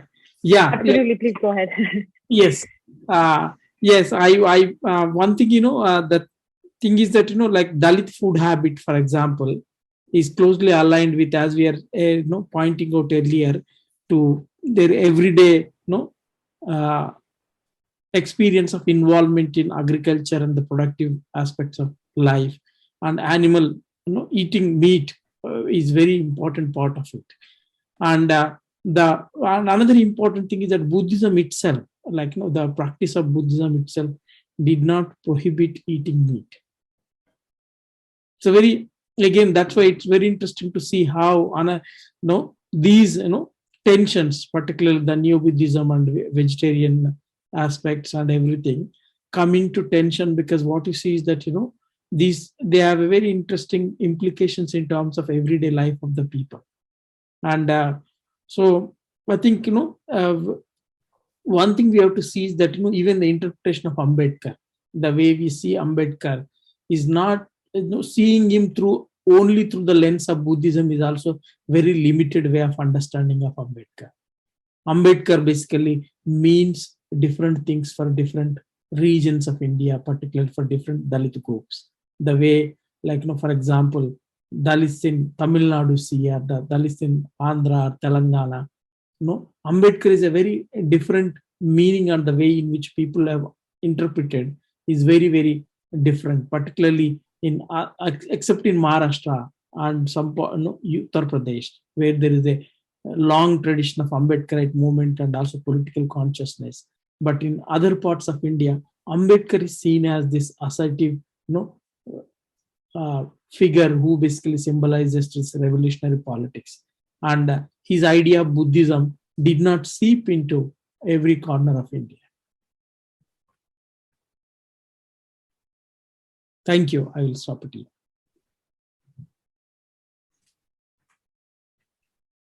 Thank you, Professor Jangam.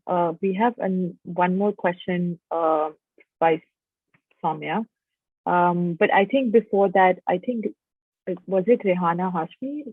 One person had their hand up. Rehana, would you like to pose your question? Let me see if I can unmute you.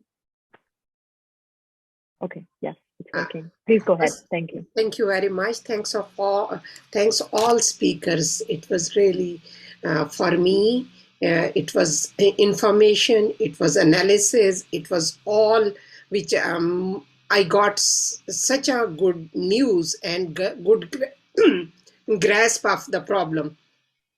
My question to all speakers are, Professor Jangam, always when you speak, you give some really good solution. And now we have almost all speakers, and you have given, this is the time where the Modi has really not only jeopardized democracy, but all, even Brahmins are really fed up. So this is the best time to unite these all persecuted communities and also some of your allies. So give us some solution how all of us can join hands and really tackle this problem. Thank you.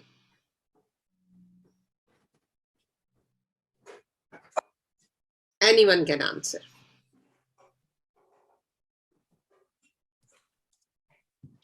Thank you, Rehana, and yeah, thank you for your time and also coming for this. I didn't get you. What did you ask? I really want you to repeat a question. I'm unable to hear on my this thing properly on my computer.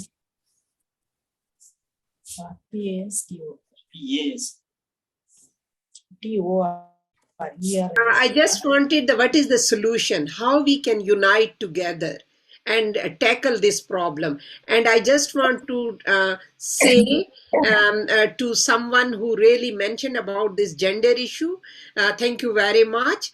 And please, all of us, because this problem, we always listen to problem. What are the solution? What the one step we can take together at one time? Please, any solution to this problem? No, I think that is what the solution is. One of the what we are doing is part of the solution. Talking about the problem, and first we need to educate people about it, and that's why one of the important problem with the present regime in India is that it is good at propagate spreading misinformation, and like this whole idea that India means vegetarianism itself is a misinformation. That's one of the reasons why we are here. And I think solution is that what we are doing in terms of organizing protests and most importantly organizing these lectures and coming together as like-minded people is very, very important. As Murali said in the beginning of his lecture, that apartheid in South Africa has ended precisely because international community recognized and also spoke against state countries boycotted South Africa for practice of apartheid. Similarly, I think raising awareness about the threat of fascism to Indian democracy, and the fascism, Hindu fascism, is not just threat to India; it is a threat to the world. What we are seeing, particularly across North America, or even for that matter in Europe, like Hindu right groups have very much linked with white supremacist groups.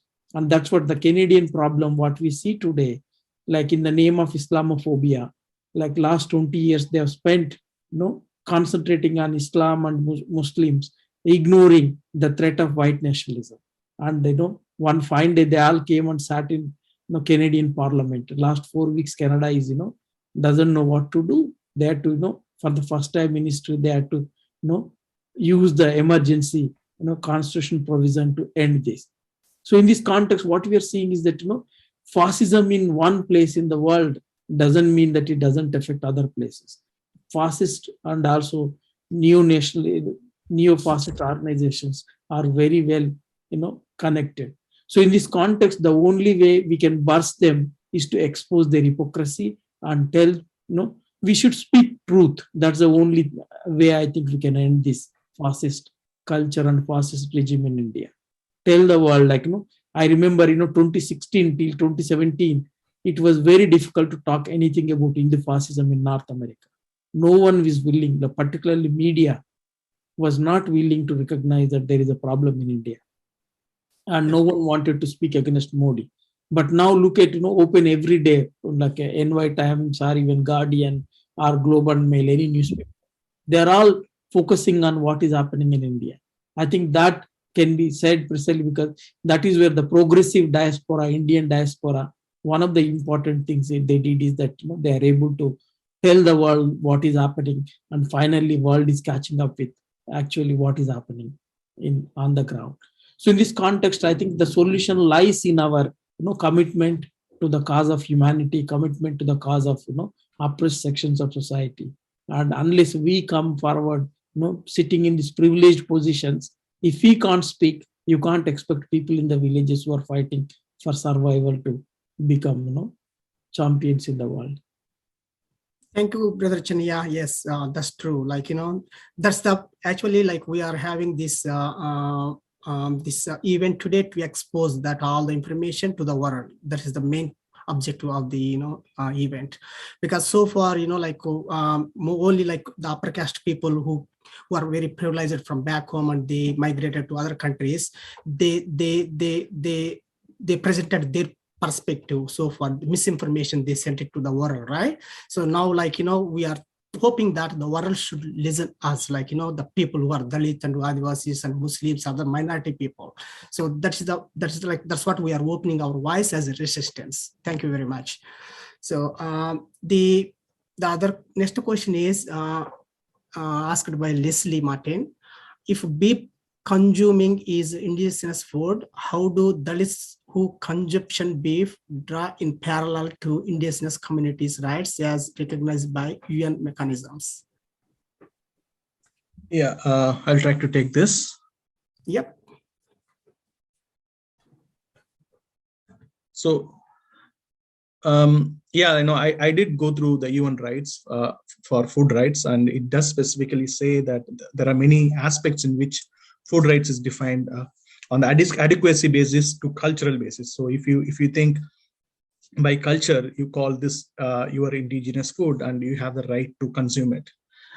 But how did it end up in the constitution to get an exception for cow is a question we have to ask.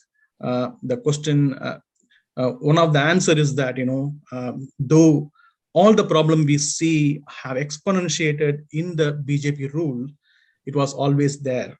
In most of the history, it was there. Even during independence, the Congress had a lot of Brahminical influence on it. Periyar left Congress citing the same reason in the 1950s, if I'm right.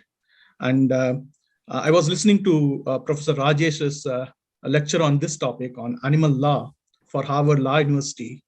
And he mentioned how much Gandhi's weight was there in legislating this exception. So as much as we know, Gandhi stands on caste and topics related to caste is not always accepted by some section of society, especially the Dalits, Bahujan. So that should be challenged. Currently, it is there as a legislation. But like Brother Murali said, it is always not cow. One can easily opt out of eating cow, which is not the case for some of the violence, right? So the very two examples we spoke in this session today about the Dulina and the Dadri lynching. Dadri lynching was at the mere suspicion of having cow, and later it was proved by proved that it was actually not cow meat. It was a goat meat, right? So and even the other one, the Dalits were killed. There is no way they are going to kill a cow to skin it. It was a dead cow, but even then they were punished. They were lynched to death. So cow, like it was discussed, it's just a mere excuse for them to communalize it and get the Savarna society together. Yes, legally, maybe there is a scope for fight. Someone has to take it up. Yeah, thank you, Brother Shafi. Definitely, I agree with that. The question might be asking the relationship between Dalits and the indigenous people food habits. So I can say that like it's the terminology is Dalit and Adivasis, but their cultural habits and cultural living and the food habits and everything almost similar. That's what there is some research saying that the Dalits is part of the indigenous people too, right? So obviously that terminology is different. Yeah, definitely. So we are going to close it now because we are running out. Brother Chinnaiah, can you take it over for the closing remarks? Yes, thank you again. And yeah, again, in closing, and as we said earlier, and we are really, the purpose of this event is to educate people about the reality, what is happening in India, and also, to tell the world, actually, there is a beyond this Brahmanical, representation of India as this vegetarian and, yoga bound, or, whatever the obsession has been represented. And there is a new, there is a different reality where, if you, even in statistics point of view, more than 80% of Indians consume meat, some form or the other.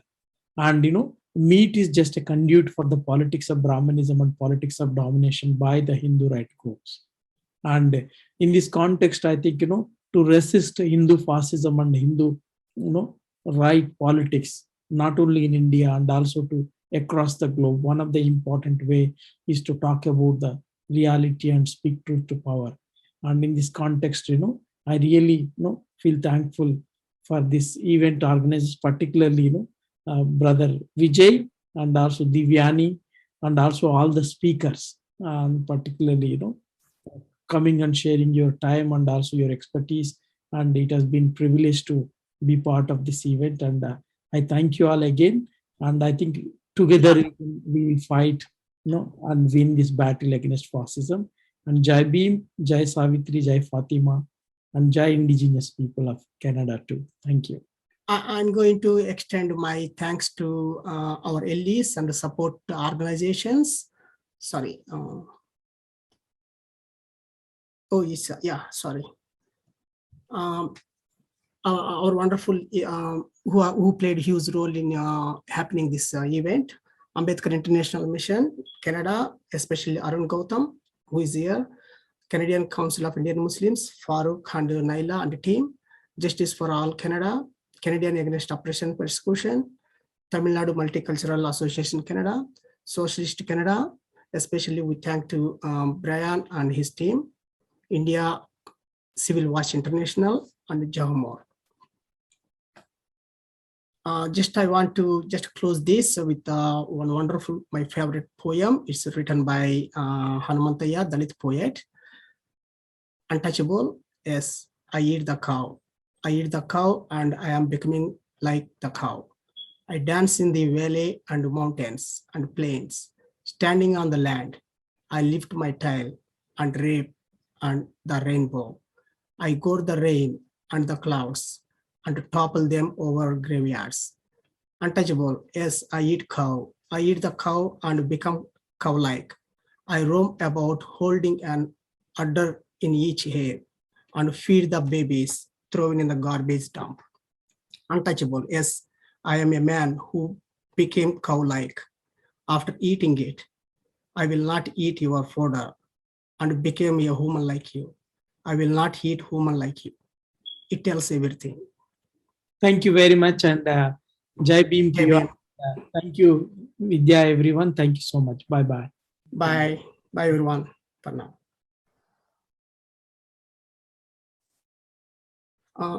Can the speaker